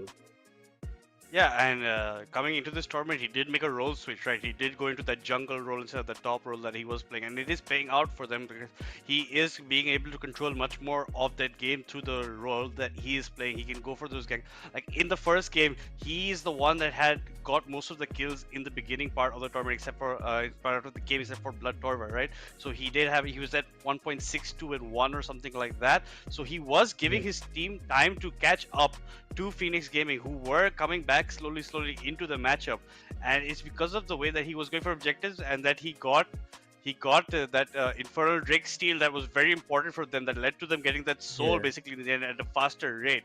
So definitely well played by DC in that matter, the way that he has played this entire match, man. And with that being said, guys, we will be jumping right back into the game. Sorry for the delay, but hey, good things come to those who wait. And yes, see those nice skins coming in from the Rift. We are heading for a standard kind of well-played scenario here. Q2 starting with that first strike, Thorfinn, the Arcane Comet, and it seems that Love to had forgot to buy items and is backing to buy items here, Kaka. Yeah, he did forget to buy his items and is going to recall. Not a big deal, the game has barely begun. So he is going to, get that Doran's blade for himself, get that health pot as well, and run down towards this bot lane. And it's all right, man. We always make mistakes. In Worlds, Elioya forgot to buy his jungle item, and none of his teammates told him as well. And that was a very high pressure game as well. So, it can happen to anyone. I have forgotten to buy items sometimes as well. Not the biggest of the deal, but it is funny when you look at it sometimes, right? Yeah, definitely. It's funny. Thankfully, he did recognize his mistake early on, gets back in time, gets that thing. It's not going to be anything much of a disaster here or any that kind of scenario because they're not going for any waves. They're just becoming parallel again in that river kind of side. We do have another pause, guys, but I just think that's a bit of nerves now getting to players if they're going for these kind of misses that way. They had to come off a pause, so they were just excited to just get into the game. Aizen just eating that spear and emoting away as he walks away. So yeah, it's just an early engage. Four people on the bot side of the match of Phoenix Gaming right now. Shyboy looking to be starting on his blue buff. So and it looks like Dead Corporal will be starting on his blue. So opposite side of the match starts for them. That will be giving Nidalee, the Shyboy basically, the part towards the Renditing as the level 3, level 4 kind of gank for him towards Hydra side, Kaka. Yeah, and something interesting that happened in the last game was Dead Corporal did decide to late invade towards the enemy red buff. So let's see if he is going to do that again.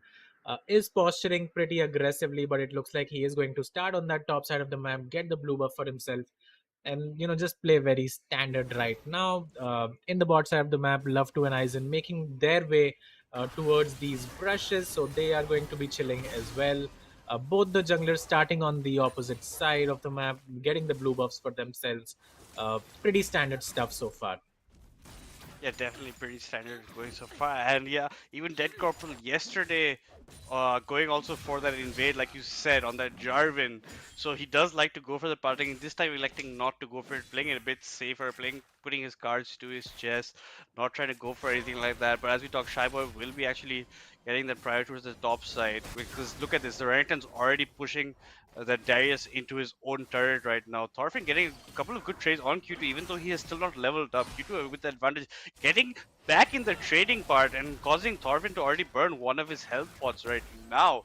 So excellent start for the mid laner of Phoenix Gaming right now. And I honestly cannot see what goes down. Caitlyn does eat that hook straight to the face. The ignite Oh, is that's a ticking lot of on damage. Booyah. If Love 2 flashes forward, he might end up getting a kill over it. Thinks better of it and maybe gets that sixth hit onto that Maokai. But Booyah having to just run away. Only in that exchange, the flash being burned from Aizen. And now Booyah having to heal up with that health pot right now, Kaka.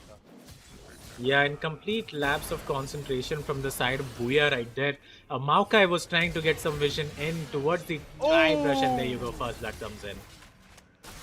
Yeah, I definitely. mean, we And were Dead just Corporal with speaking good about that. timing. Absolutely Yeah, good that timing from Dead Corporal. excellent timing from Dead Corporal. And in the mid lane, Q2 might end up dying right here to Thorfinn in this 1v1. One more One more auto auto. attack is going to do the trick. Let's see if he is going to get away. No, but the QW is going to finish Q2 right there. And Thorfinn does really well in this 1v1. Gets the solo kill for himself. And this is the good side of Thorfinn, right? He can always, he can be a really good mid laner and get these solo kills onto the opponents whenever he decides to play well, and that's exactly what's going to happen. Q2 paying for his mistakes right there. And yeah, a great Yeah, start for Kakao game. yeah, definitely, and that's the two sides of the coin that is Thorfinn. Like even when he dominated Catbot in that matchup where he was like when Catbot was on the Cassiopeia, right? He did get an excellent 3-0 start against Catbot on his own Silas. So he does have that. But the only problem with Thorfinn is once he starts to accelerate, he starts to also starts throwing a bit, starts to get over aggressive. So I just hope we don't see that from him this side. And this time he will be the carry of his team. Blood Torva with an exchange on Hydra over there, getting his Conqueror fully stacked up as he just jumps and slices and dices his way around it. But in the mid lane, it looks like they're trying to go on Q2 over here, but Q2 smartly seeing them all, being aware that they will be coming. And look at this, Blood Torva is flashing on Hydra over here. He does get the stun from the slice and Hydra does get minion blocked on his way back, but gets that heal from his Q and just about survives it. But he doesn't have mana. He needs to maybe back and get the TP back to lane. And this is what we were talking about in the pre-game talks, right? Like in the draft phase, where this pick from this Darius pick just made no sense to me at all. And Hydra is barely just surviving here, low on HP, low on mana, and Blood Torva is looking to go in for the kill here, Kaka. Yeah, he is going to get the second rotation of his spells right here. Let's see what happens. Hydra has to flash away from this really big lizard. Oh, he stunned the Torva? minion and ends up dying right there. Oh my god. That, I mean, it would have been a, good trade if he was going to get the one for one there, but instead ease in, stuns the minion. That making him look like a fool right there. Honestly, that was just not great to watch. Yeah, something he will not want to look back on when he sees this match was that. But in this meantime, Dead Corporal getting a bit fancy on Shy Boy, getting very aggressive. Has the red buff burn on Shy Boy plus the slow. He does not have his flash, so could not go for a more aggro kind of thing. Shy Boy is still retaining his own flash. Thorfinn here for a bit of hover. Tony Cruz has started to waddle in from the bot side of the map, and it looks like Aizen is also picking up that it's time to start this roam. As you said, the 6 minute mark is coming up. The Void Grubs have spawned over here. It seems that Dead Corporal has priority over it here. And we are just walking into Aizen right now. It's going to be a 3 Aizen might versus end up 2 dying fight right over here. Yeah, and Aizen might die for this aggro that he's showing towards Booyah. It might have just seemed like a bait that Booyah is doing to him. And Aizen completely falling for it. And it's going to be the Void Grub trade for the Dragon. And this might be a dead Hydra. Hydra does not have Flasher, mind you. Hydra, oh my god, he just got kited pretty hard right there. And now Hydra ends up dying. Q2 is going to follow as well. Double kill for the Renekton, who had that egg on his face from the previous fight in the top lane, and now 2 kills to 1. I was, getting a bit concerned for this Renekton, but looks like he is going to just chill out. And 3 grubs for the side of Kakao Gaming, 2 kills as well. I'm not too sure why Hydra decided to contest that when his team was taking the dragon right there. Clearly, he thought he had more damage than he actually did.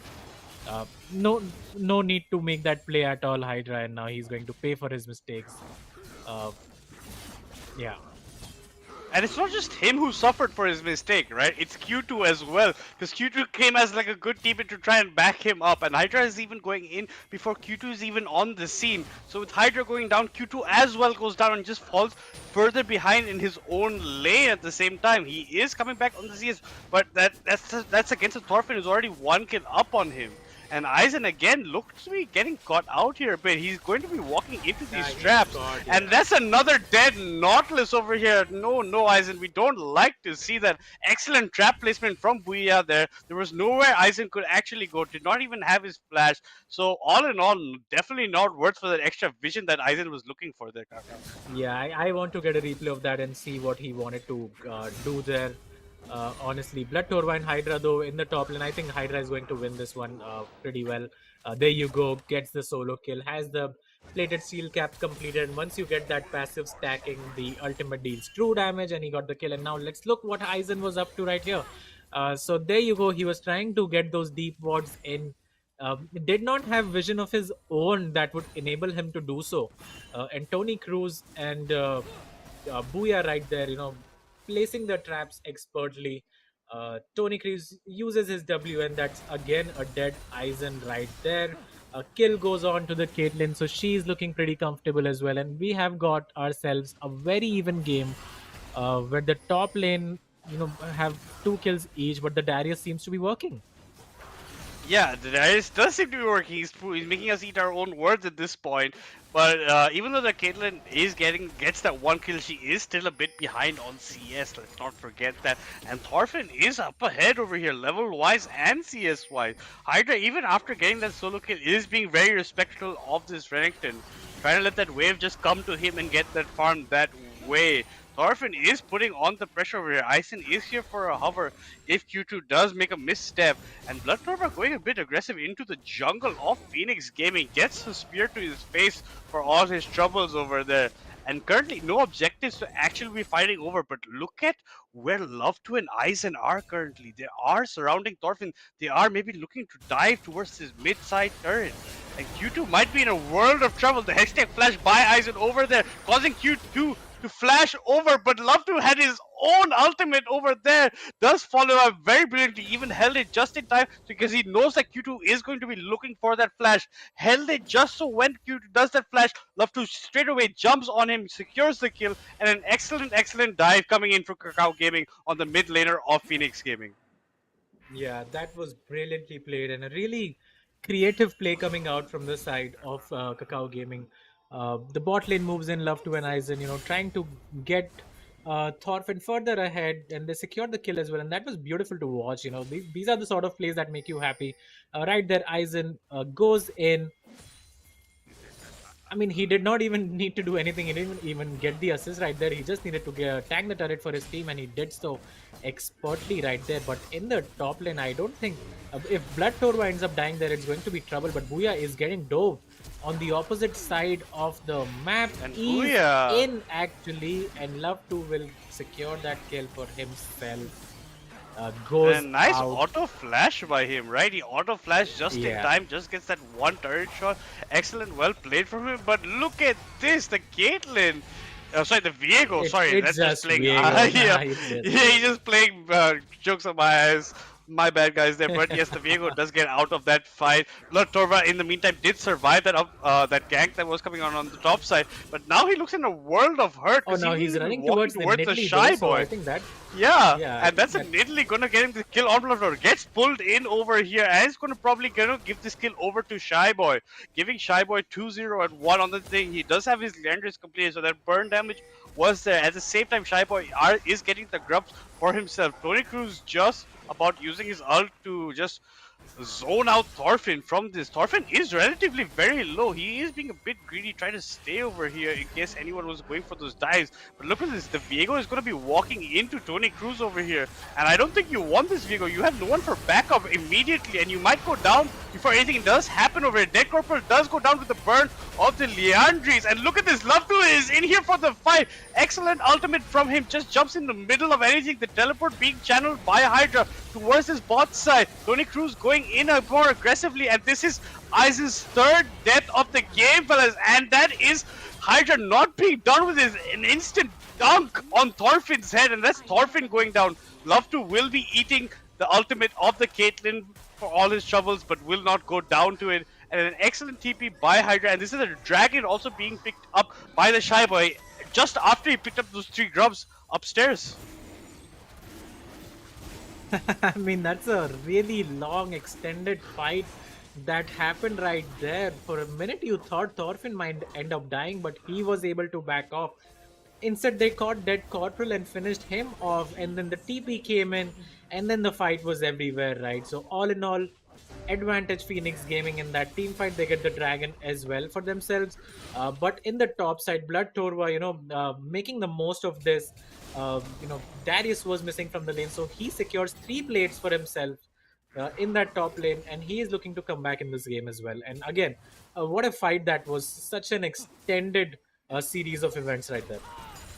Yeah, absolutely, and good eye from Hydra for that TP play that he did make. It made it all the worthwhile for his team, because I thought once that Love to jumped in with his ultimate, it was all over for the side of Phoenix Gaming. As soon as Love to goes in, that ultimate does get channeled by Hydra, and a well counter kind of engage from their side. Hydra getting those 2 kills, like you said, getting himself back into that fight in the top lane right now.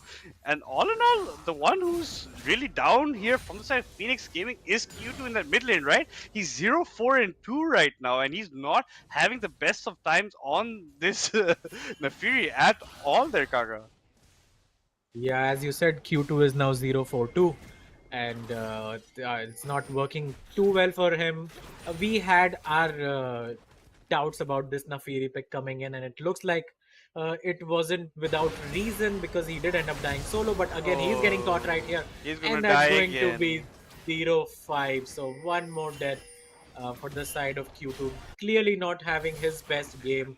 But some saving grace. Hydra is having a good time in the top lane, and so is the Shy Boy, who is 3-0-2 in this game. So maybe they can be the ones to bail him out this time around, since he did have that exceptional performance on the Akali, although he ended up losing, was 16-3 in that game. So he would be hoping that his teammates can pull his weight in this one, because clearly he's not having the best game. Yeah, definitely, and he is being bullied again and again and again, right? This time it wasn't even his fault. He was dive 3-man under his turret. There was nothing that he could do except maybe have backed out a bit earlier. nothing that you can do. But honestly, Aizen has been a bit questionable in this match, right? Getting caught out twice already in this match, and third time going down in that extended team fight, as we did talk about. The Rift Herald is up currently, and Bernard Torba is very scared of this Axeman right here. He's now showing, he's emoting his mastery on that man, and Tony Cruz looks to be the one getting caught out over here. Very overextended. A TP is coming in from this Nefiri, and Nefiri will be TPing behind Lies, and it seems that Thorfinn will be going down instead, and Tony Cruz is living. Hydra is getting a bunch of bleed damage on Aizen. Aizen having to flash over. Blood Torva does not have his flash up currently and will be going down. That is a very dead crocodile right there. And looks like the Phoenix Gaming will also be picking up that Rift Herald for themselves. So that will make them having 2 Drakes, 3 Grubs, and now the Rift Herald. They are winning overall on the objective scale right now. And Hydra will also be looking to be getting that third for himself. So this is a very, very big Darius right now, Kaka. Yeah, 100%. That's a big Darius, and that's a very fed Nidalee as well. Shy Boy doing so well on that Nidalee is always there, present in all these team fights.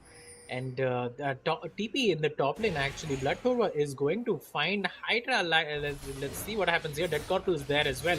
The stun connects and followed up with one more stun, and Hydra is going to go down eventually, right? The Shy Boy is here though. Let's see if he can do something about it. Does not have the flash. The flash E misses from the side of Dead Corporal, but the stun will connect, and so will the W from Brennington, and again they get a big shutdown for this Viego right there. So a good play coming out from Blood Torva, TPing in to secure the kill onto Darius, and the Shy Boy follows as well, and that's going to be 2 kills for the side of Kakao Gaming, who now have Thorfinn as well in the side lane, looking very pretty.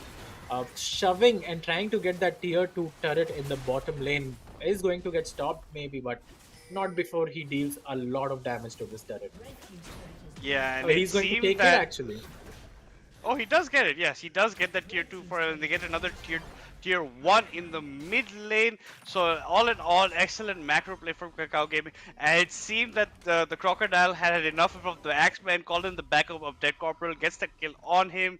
Shy Boy tried to come for some backup, does end up dying. But what I felt very bad about that was the Q2 jumped into that Baron pit as well, right? And has to flash out. So he's burnt his flash for absolutely no reason at all. I think this game is just playing mind games on Q2 at this point. His morale seems completely down for some of the plays that I see him making. A complete opposite of what he was doing on his Akali at all. And now for this next fight, he does not have his flash at all. And it's a mountain Drake that is up for grabs right now. So, I can't see. Dead Corporal is going on Tony Cruz. Tony Cruz does trigger his ultimate. He does get Aizen caught. Aizen does ultimate on to him. Meanwhile, Hydra is running away, just about surviving. And just fights breaking across everything just before they can get towards this Drake that has just spawned. And I think this Drake should be uncontested now, honestly. Hydra is less than half HP, so this is not going to be a great fight, especially with the Viego, who can get these resets in, right? And has 2 items completed, has the Kraken Slayer completed, has the Sundered Sky completed as well. Darius is going to heal up, taking those fruits. But Tony Cruz there gets hooked, and he might be the first one to fall. He is. Dead Corporal getting the resets and gets 1, gets 2 right now. Q2 is going to fall as well. And now it's just looking really bad for the side of Phoenix Gaming. Kakao Gaming is really coming on their own in this game too right now. And this is looking so grim for the side of Q2 and Phoenix Gaming. Yeah, definitely. And that they know that Drake is gone. Why even go for that fight? Like you said, they should have just backed out and just thought about what the next game plan should be. And instead, they go in after the Drake has gone down and just died for absolutely no reason at all. It just made no sense. Tony Cruz had already used his ultimate. It was not up for that fight. They had no even their only hard engaged CC was not even there for the fight. There was nothing they could actually do. Shy Boy is now triggering the rift in the middle. They're trying to maybe look for the tier 1 middle turret, but all in all, very disappointed by what Phoenix Gaming has been doing around that fight, Kaka. Yeah, and now this is, it's just a matter of, if Phoenix Gaming is to come back in this game, Kakao Gaming will have to throw it and it does not look like they are going to do that. Look at these items coming in as well. Viego has 2 items completed, is going to get that Hex Drinker, it seems like, for himself, excuse me. Shadow Flame Blackfire Torch completed for the side of Thorfinn and on that way. The Kaisa looking really good with the Static Shiv and Gwinsu's Rage Blade completed. So, all of these champs are spiking so hard right now, and it's really difficult to fight them over any objective. And now it's Kakao Gaming's game to lose in this game too. They have done really well in this early game so far. Yeah, and this is where the lack of CC on the part of Phoenix Gaming is coming into play. Nothing to actually lock down any of these champions on the side of Kakao Gaming. Like, look at that Viego, he's 3-1-7. Look at the Kaiser, 4-0-4, already 2 items in. So she's looking pretty good. She already has her Q and E evolved right now, so she's going to be looking to have some 12 missiles going on the enemies. And honestly, I don't see how Phoenix Gaming can actually go for any actual 5v5 team fights. Like you said, they're going to have to look for some pickoffs or look for some like bush gameplay. They have to be a bit of campers right now. They have to be looking for some sort of picks that they can be going for before any actual team fight does engage. The Baron is up right now, and all these members towards the top side are just making me believe that a fight will be soon breaking out between these members. But it looks like Love2 is looking for that mid wave instead, tries to pick it up. DC is roaming top side. He's going to be clearing the top wave to his name, and look at the members of Phoenix Gaming. They're hiding that tri-push towards the top side, and Blood Torv in the meantime is going to be fighting this Nafiri. Nafiri is not having a good game. He's already 0-6, just narrowly dodging that 0-7. Tony Cruz is channeling his ultimate just a bit too late. That is that big Darius going down, and that's a free Baron for Kakao Gaming, right, Kaka? Yeah, 100%. That is going to be Baron pretty soon. Love2 trying to finish the kill onto the Shy Boy. Does so. Dead Corporal is going to get that reset. Double kill for the Kaisa. Hydra had gotten caught previously from the Nautilus hook. Dead Corporal just chilling in that bot lane, just Blood Torva, sorry, pushing that bot lane, getting the tier 3 turret, and this is going to be Baron, and this gold lead is just going to blow wide open even further right now. It's already 5,000 gold lead for the side of Kakao Gaming, and they are playing so well in this game too. Baron will be picked up as well, and now it's just a matter of how they decide to close this game. Honestly, absolutely what you just said was that Q2 was fighting with Blood Torva in the bot lane, so Blood Torva wasn't even there for that initial engage over there. Instead, it's just Hydra getting caught out over there. Tony Cruz did try to back him up with his own ultimate and from the Maokai ultimate, but it just came a bit too late. Hydra was already rooted in place, nothing he could do, nowhere he can move. He just goes down, and just one by one, the members of Phoenix Gaming fell after the other towards just where you are on your screen right now. This is where the Shy Boy and Booyah met the gray screen in that last fight, and after that, Kakao Gaming just picks up the Baron and moves forward with their life. Yeah, and now let's see what happens. Hydra is pushing towards that top side of the map. Maybe, he can get that turret down, but at what cost? He is going to decide on recalling. Has the flash up as well, so maybe he tries to go for that flash E play and, get something back for his team, because Phoenix Gaming, clearly are struggling pretty hard. 8,000 gold lead for the side of Kakao Gaming here. A 4-man push coming in. The Dragon is going to be picked up as well for the side of Dead Corporal, who is going to go bot. Buff up those minions with the Baron buff as well. And these guys just, knocking on the inhibitor doors right now. And let's see if they are able to secure any of the inhibs in this one. Oh, the Shy Boy. What are you doing, my man? Why are you chilling there? Gets hooked. Has to burn his Zonias just to get out, but Aizen smartly hooks away, and there you go. The TP comes in from the side of Blood Torva, is going to step on the trap actually, but not, dies, but not before securing that kill onto Nidley, and a lot of damage towards the side of Phoenix Gaming right there. The Caitlyn does pretty well with her combo, but this turret is still going to die, and the inhibitor will follow pretty soon as well. I'm pretty sure about that. Yeah, and I thought that was going to be Q2. Oh, that Corporal stepped on trap right there.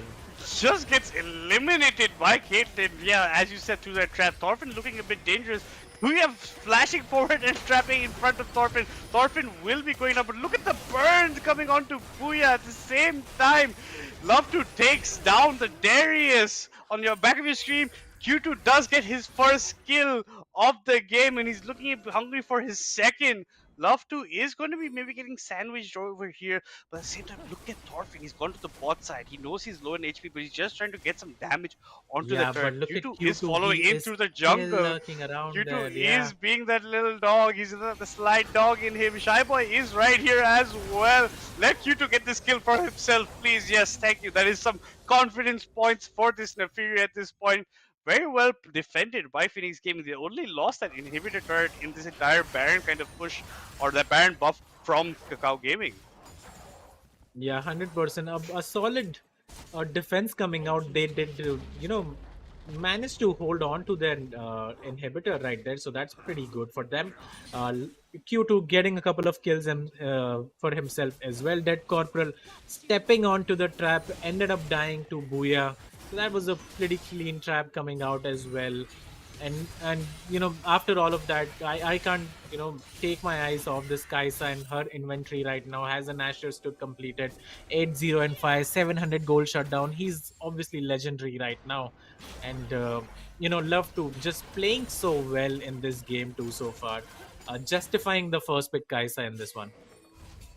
Absolutely, the man is 8-0 and 5 and looking like he was born to play the champion the way he has been playing it, darting in and out of fights.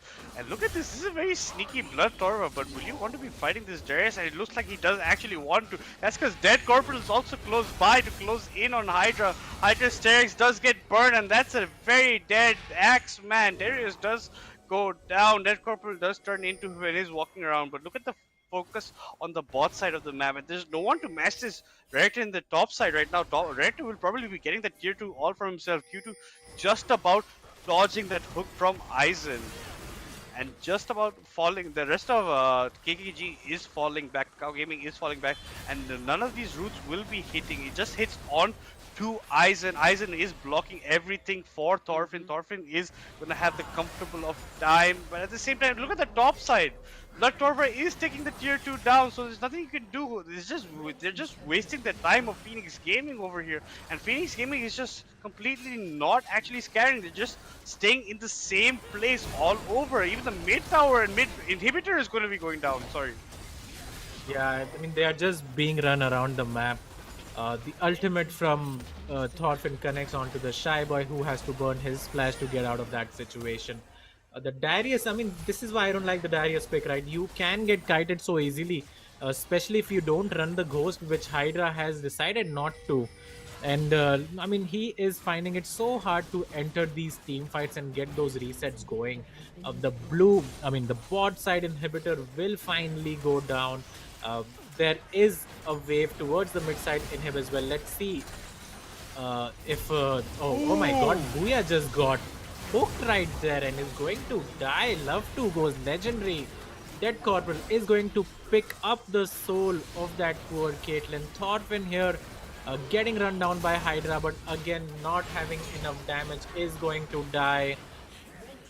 So will Q2, and I think this is going to be the end of the game. Yeah. And Kakao Gaming, man, you can run, you can hide, but this matchup you are always going to get it. Kakao Gaming versus TOK again in the grand finals.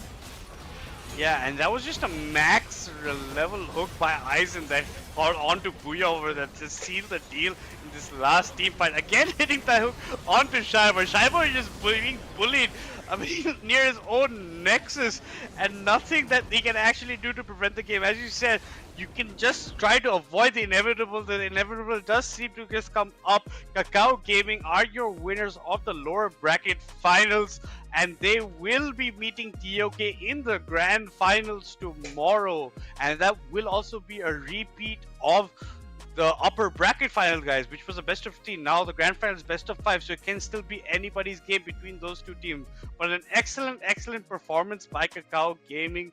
I just honestly in the draft phase itself is where I think it was mostly decided. The lack of CC on the side of Phoenix Gaming pretty much sealing their own fate, and there was nothing that they could actually do in these team fights once Tony Cruz's ultimate was burned. Nothing, no kind of engage that was left for Phoenix Gaming to go for. And Eisen with these hooks time and time again has been proving himself. Even that last fight, that max range hook on Booyah was just a masterpiece. Yeah, I mean, all five of these guys played really well in game 2, right? Blood Torva did die solo up in the top lane, but he was pressing the side lanes throughout. Thorfinn did really well, got the solo kill for himself in this game, killed Q2, did wonderfully in all the team fights as well, connecting his ultimate and kiting really well. So huge props to Kakao Gaming. All five of them played really well, especially the Kaisa and Eisen on that Nautilus, right? Getting that hook in the last team fight, catching the Caitlyn, and thus ending the game there. So very well played. Kakao Gaming will be your second grand finalist, and let's have a look at the replay coming in. Crucial moments. And I think it's gonna be a bunch of, like, you know, those individual plays that happen in the beginning. Like you said, Thorfinn getting that solo kill on Q2, which started basically him having maybe one of his worst performances that we have seen from that man right now in this tournament. Maybe just not onto him, right? He only did die a couple of times to the solo. He was just getting dived a lot. He got dived at the mid tier 1 when bot side got dived under the bot tier 1 himself. So he was not having the best of time in this entire matchup. So unfortunately for him, he could not pop off the way that he wanted to do with this Nefiri pick. We were pretty skeptical of the Nefiri pick in the beginning, but that's just how it goes sometimes. They thought this draft was for them, but it ended up just not being. And this was Thorfinn going in over there, and you see Daisy just going in on that Kaiser, who had already been burned so low by that ignite and that early hook from Eisen, which started it all off. And this just an extreme big misstep from Hydra, just trying to go for those grubs which are just not intended. Just give them up at that point when your team is just taking the dragon. Q2 does come in, but just extremely late to the party, and he was just an uninvited guest who was kicked out to the gray screen, Kaka. Man, even if he did come on time, right, it does not matter. Your team is taking the dragon down below, so you really don't have to contest the opposite side. And the Eisen did get, you know, caught out quite a bit in this early game, but it really didn't matter as much because he was the one. I mean, this was a beautiful play coming out. Thorfinn connected everything that he had to as well, and Q2 was just ran around this mid lane, even with Flash, could not survive that gank. And this was again an extended fight as well. You will see the TP come in from Hydra here. But Love2 coming in, securing one more kill for his team right there. Thorfinn goes 2-0-3, and all of these skirmishes, right? Kakao Gaming were playing really well in these small skirmishes and team fights. And yeah, huge props to them again. They are our grand finalists yet again. Yeah, and what can you say? Just like, look at this. Tony Cruz does bait in this fight over here, does trigger his ultimate. It works in favor of them, right? This is where I thought Phoenix Gaming was maybe taking this to a game 3, the way they were fighting, the way this Darius was accelerating himself. Blood Torva was getting a bit bullied by him, had to call in backup in a later team fight where they took advantage of the Axeman, and that's where Darius started falling behind. Over here, where they had been chucked down so low from Phoenix Gaming, they couldn't even go for this dragon, right? The dragon gets taken down, and after that they come in for the fight. As you can notice on your screen, Tony Cruz does not have his ultimate. There is no Maokai ult for that direct engage. They get some health off the honeypot, but nothing else that can be done. On the side of your screen, Tony Cruz is the first one who will be going down. Darius follows up. Q2 jumps into the fight to his own death, and there's nothing that can be done. I think this was where the turnaround actually went in favor of Kakao Gaming, and Hydra over here is going to get cut out. Tony Cruz just hitting the ultimate 1 second too late for Hydra not to be getting hooked by that Nautilus, and just amazing hooks from Eisen all around, as you said, from all 5 members of Kakao Gaming playing really well. Blood Torva, even though he started off very slowly, still not giving too many advantages to Hydra, keeping his own lane in check. So well played for him for that matter, but just Love2 on this Kaiser. My man just did not want to die and just kept getting those kills for himself. He was just completely unstoppable, and I just don't see that how you can give love to Kaiser again in any kind of match the way he played it. Yeah, I mean, if you are a team not named TOK, don't give him the Kaisa, don't give him the Jinx, because he will carry the games, and then he did. Both the games he did pretty well on that Kaisa. This was the last team fight, and look, just Booyah gets caught sleeping right there by Aizen. That's going to come up pretty shortly right there. And I think that was the end of the game as well. And yeah, I mean, great performance coming out. Okay, this was the second last fight actually, so we will see one more fight coming in here. Thorfinn dealt so much damage towards Booyah, almost taking him down. Did survive himself as well, so that was pretty good from him. And there you go, gets pulled in, the Nautilus max range hook finds the Caitlyn, and that was the end of the game. Love2 uses his ultimate, goes into the back line. Again, one more beautiful hook coming out, this time on Hydra, and helping his mid laner survive. Thorfinn again using his spell rotations pretty well, and that was the end of the game. And a 2-0 dominating performance coming out from the side of Kakao Gaming. And let's bring up the match summary to see what has happened in this one. Madness, take us through it. As you can see, 24 kills to 14 kills, the goal difference of 13k.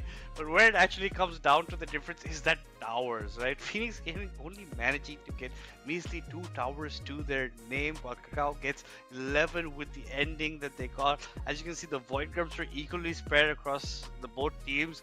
Unfortunately, with that fight that did take a part, was Hydra going to try and maybe get 1 grub for himself so that Phoenix Gaming could later on get that 4 grub stack for him. Maybe that was playing on his mind.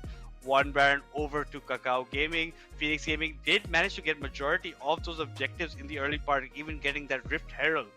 But just 2 dragons to 2 dragons, it didn't even take us to getting to that soul before Kakao Gaming put this one in the ground. They put the final nail in the coffin of Phoenix Gaming and send them packing in their 3rd place for this tournament, securing themselves in that grand finals and that rematch against TOK. With that being said, guys, we're going to be showing you your crucial MVP of Game 2. I don't think there's a doubt in anyone's mind that it can't be anybody else but Love2 on this Kaiser. This man was unstoppable. 907 did not die. An excellent indicator of how good an ADC is, how many deaths they have, and this man had none. Absolutely none. So that just shows you the way he was placing himself. Went so aggressive in couple of those ults in the team fights and still managed to come out unscathed. So well played from him. 7.1 CS per minute does not matter in this context, given how much fighting was just going on every single minute or every single second of this matchup. So all in all, an excellent performance by this Kaiser. Yeah, played really well. I mean, it says a lot when you don't die in such games, right? When there is a lot of fighting involved. 9-0-7 was legendary. It did well in the laning phase as well.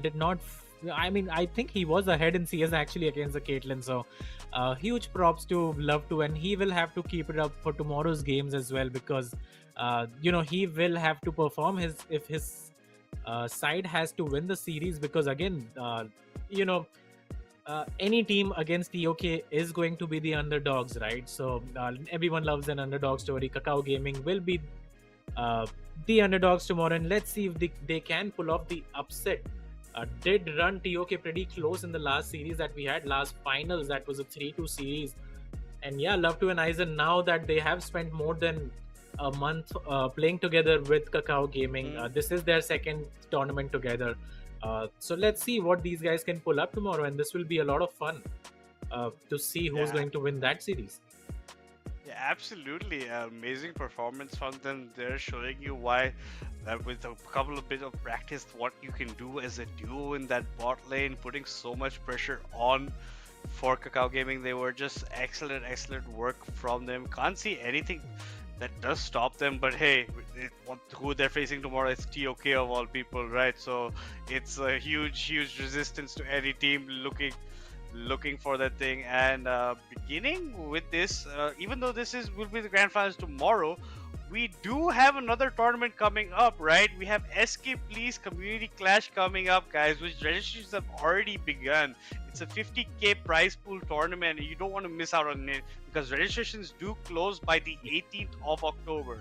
So please do not miss out on it. An excellent opportunity for you to get some cash money in your pockets, or even just try out how you want to play tournaments.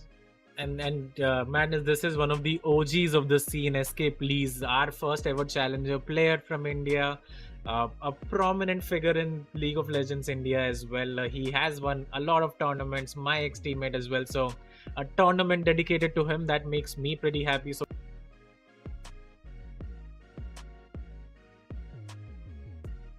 Yeah, so definitely, as Kaka said, someone that Kaka has played with, right? So excellent momentum, like showing off how you can represent your community, naming a tournament after you, being the first challenger of our region. So can't wait to see what does come up of that. That being said, another thing that please keep in mind is we do have Summoner Spotlight week 2 going on, right? And what does that mean? Before we were telling you to put your clips or that you got normally, but now it has to be ARAM clips that you have to be getting in. So please put in your ARAM clips, and what can you be getting off this? Some epic skins. Free ways of getting skins, guys. Who doesn't love free skins? At the end of the day, we love skins in this game, no matter what anyone says. Skins to win, guys. Skins to win. Any thoughts on that, Kaka?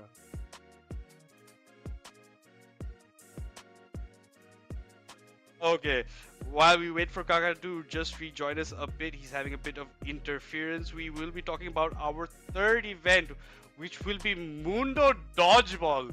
Any OGs of the scene will know what Mundo Dodgeball is, right, guys? Where you create that word line, you play hippity hop with those cleavers. So please do not miss out on that. It's an excellent way to get your movement plus your tracing on point in a game like League of Legends. So please do hit that up. Please do not forget about that. And the last point we do have is Rift Rulers leaderboard, guys. That is on TEC. Rift Rulers is a crazy thing that you have to check out. It is now currently live on TEC. It's basically a leaderboard that tells you, and it tells you who the top teams are at the current moment. Each team's how they place in certain tournaments will be getting points, and that's how they will be putting in the leaderboard. If they put it like that, if you put it like that, it's just showing you who is the best of the best around. It's a nice way of showing it out. So please do check it out. It's all live on our Esports Club website right now. So please do check that out. And that being said, guys, we do also have Worlds watch parties in between right now. There was a bit of a gap in Worlds right now. It was only till the 7th. Yeah, so we did have it starting again from the 17th, right? From the 17th, we will be also hosting again Worlds watch parties in our LOL, IN, and SA server. So please do check it out. I will also be coming in from time to time, so it'll be nice to mix and match with the audience. And another plus point of this, we do have streamers who also drop in from time to time. So you get to meet them and you can have a one-on-one conversation, or like ask them any questions that you have. So that will very much be in your portfolio. You could be going for anything that you want. Ask them about how they feel this journey is going, what they think of League of Legends, any questions you actually do have in your mind, you can be asking them. So that's definitely a plus point. So please do check that out. The Worlds parties will be happening for even the evening matches going on to the night matches. So any way that it goes, please do check us out. And hopefully you guys did enjoy the matchup today, and tomorrow will be the grand finals, as we mentioned time and time again. People who did not realize, we do have grand finals tomorrow. It will be a rematch of the upper bracket finals. I cannot wait to see TOK versus Kakao Gaming once more. I don't know how many times we'll be seeing this matchup right there, Kakao. I mean, it's always fun, right? And sorry for the disruption right there. I'm not sure what's happening here. But yeah, as you said, I mean, it is going to be a hell of a series. Hopefully a 5-game series yet again tomorrow. Let's see if that happens. It will totally depend on what kind of Kakao Gaming shows up. If they look anywhere, like today's second game, right? I think we will be in for a great series. So let's see what happens. And again, these two sides, these are the undisputed top two sides of this scene, right? Again and again, both of these teams, both of these players, all of these players actually know each other so well, and they keep facing each other. So it's going to be a lot of fun tomorrow, guys. Best of 5 grand final, and it is going to be, well, madness. Thank you for that lovely pun there, Kakao. But yeah, it will be crazy. It will be going. In my opinion, I hope it goes all 5 games, because that's what we do love to see. We do love to see a Clash of Titans going on. And as you said, they have faced against each other so many times that they will know what each niche pick is, which kind of plays they do like to go for. Maybe they pick on how Dead Corporal guys to go for this invade, something like those kind of small ideologies in that things. But yes, definitely cannot wait to watch it tomorrow. So guys, please do tune in tomorrow. It will be happening around this time that the stream did start today, so please do not miss out on it. And with that being said, that's all from us today. As the casters, me, Madness, Kaka, and Fireball, who was here with us earlier today. Yeah, see you guys tomorrow.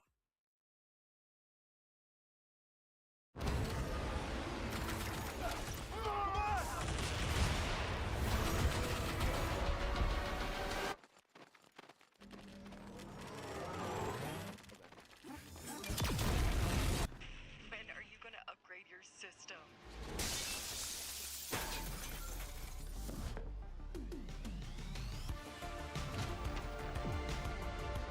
All right, let's do this. Once there was a hunter who saw what others could not. With a magic case in her backpack, she roamed with wild abandon into the great unknown. Her gaze inescapable, her reflexes lightning fast. When armies swarmed, she went through. With eyes open wide, hands steady, holding, watching, capturing everything in sight.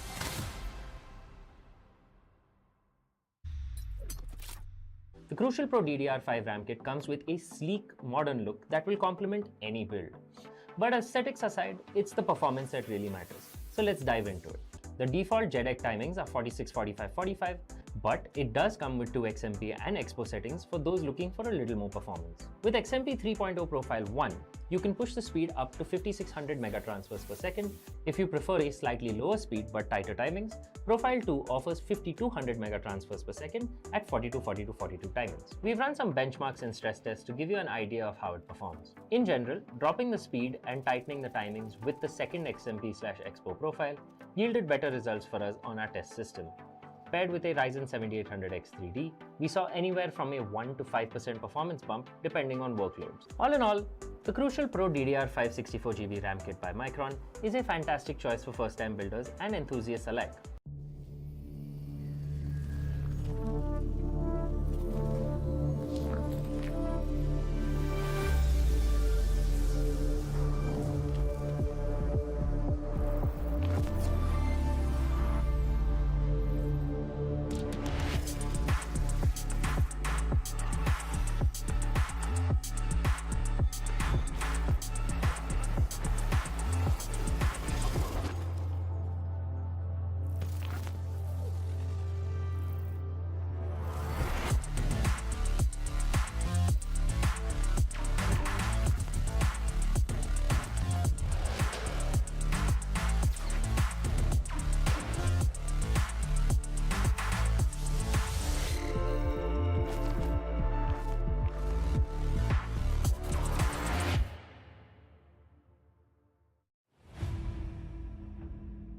You were right, Kate.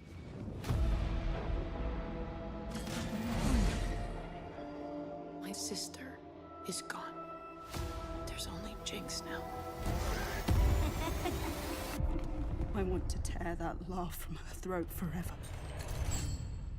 I'm ready.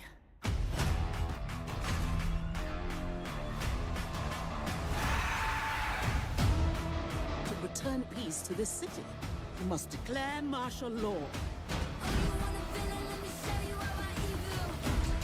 Topside is the real enemy. You have the chance to rally the Undercity together. Your symbol.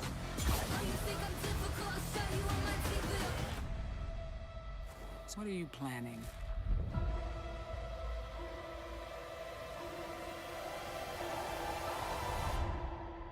Watch it all burn.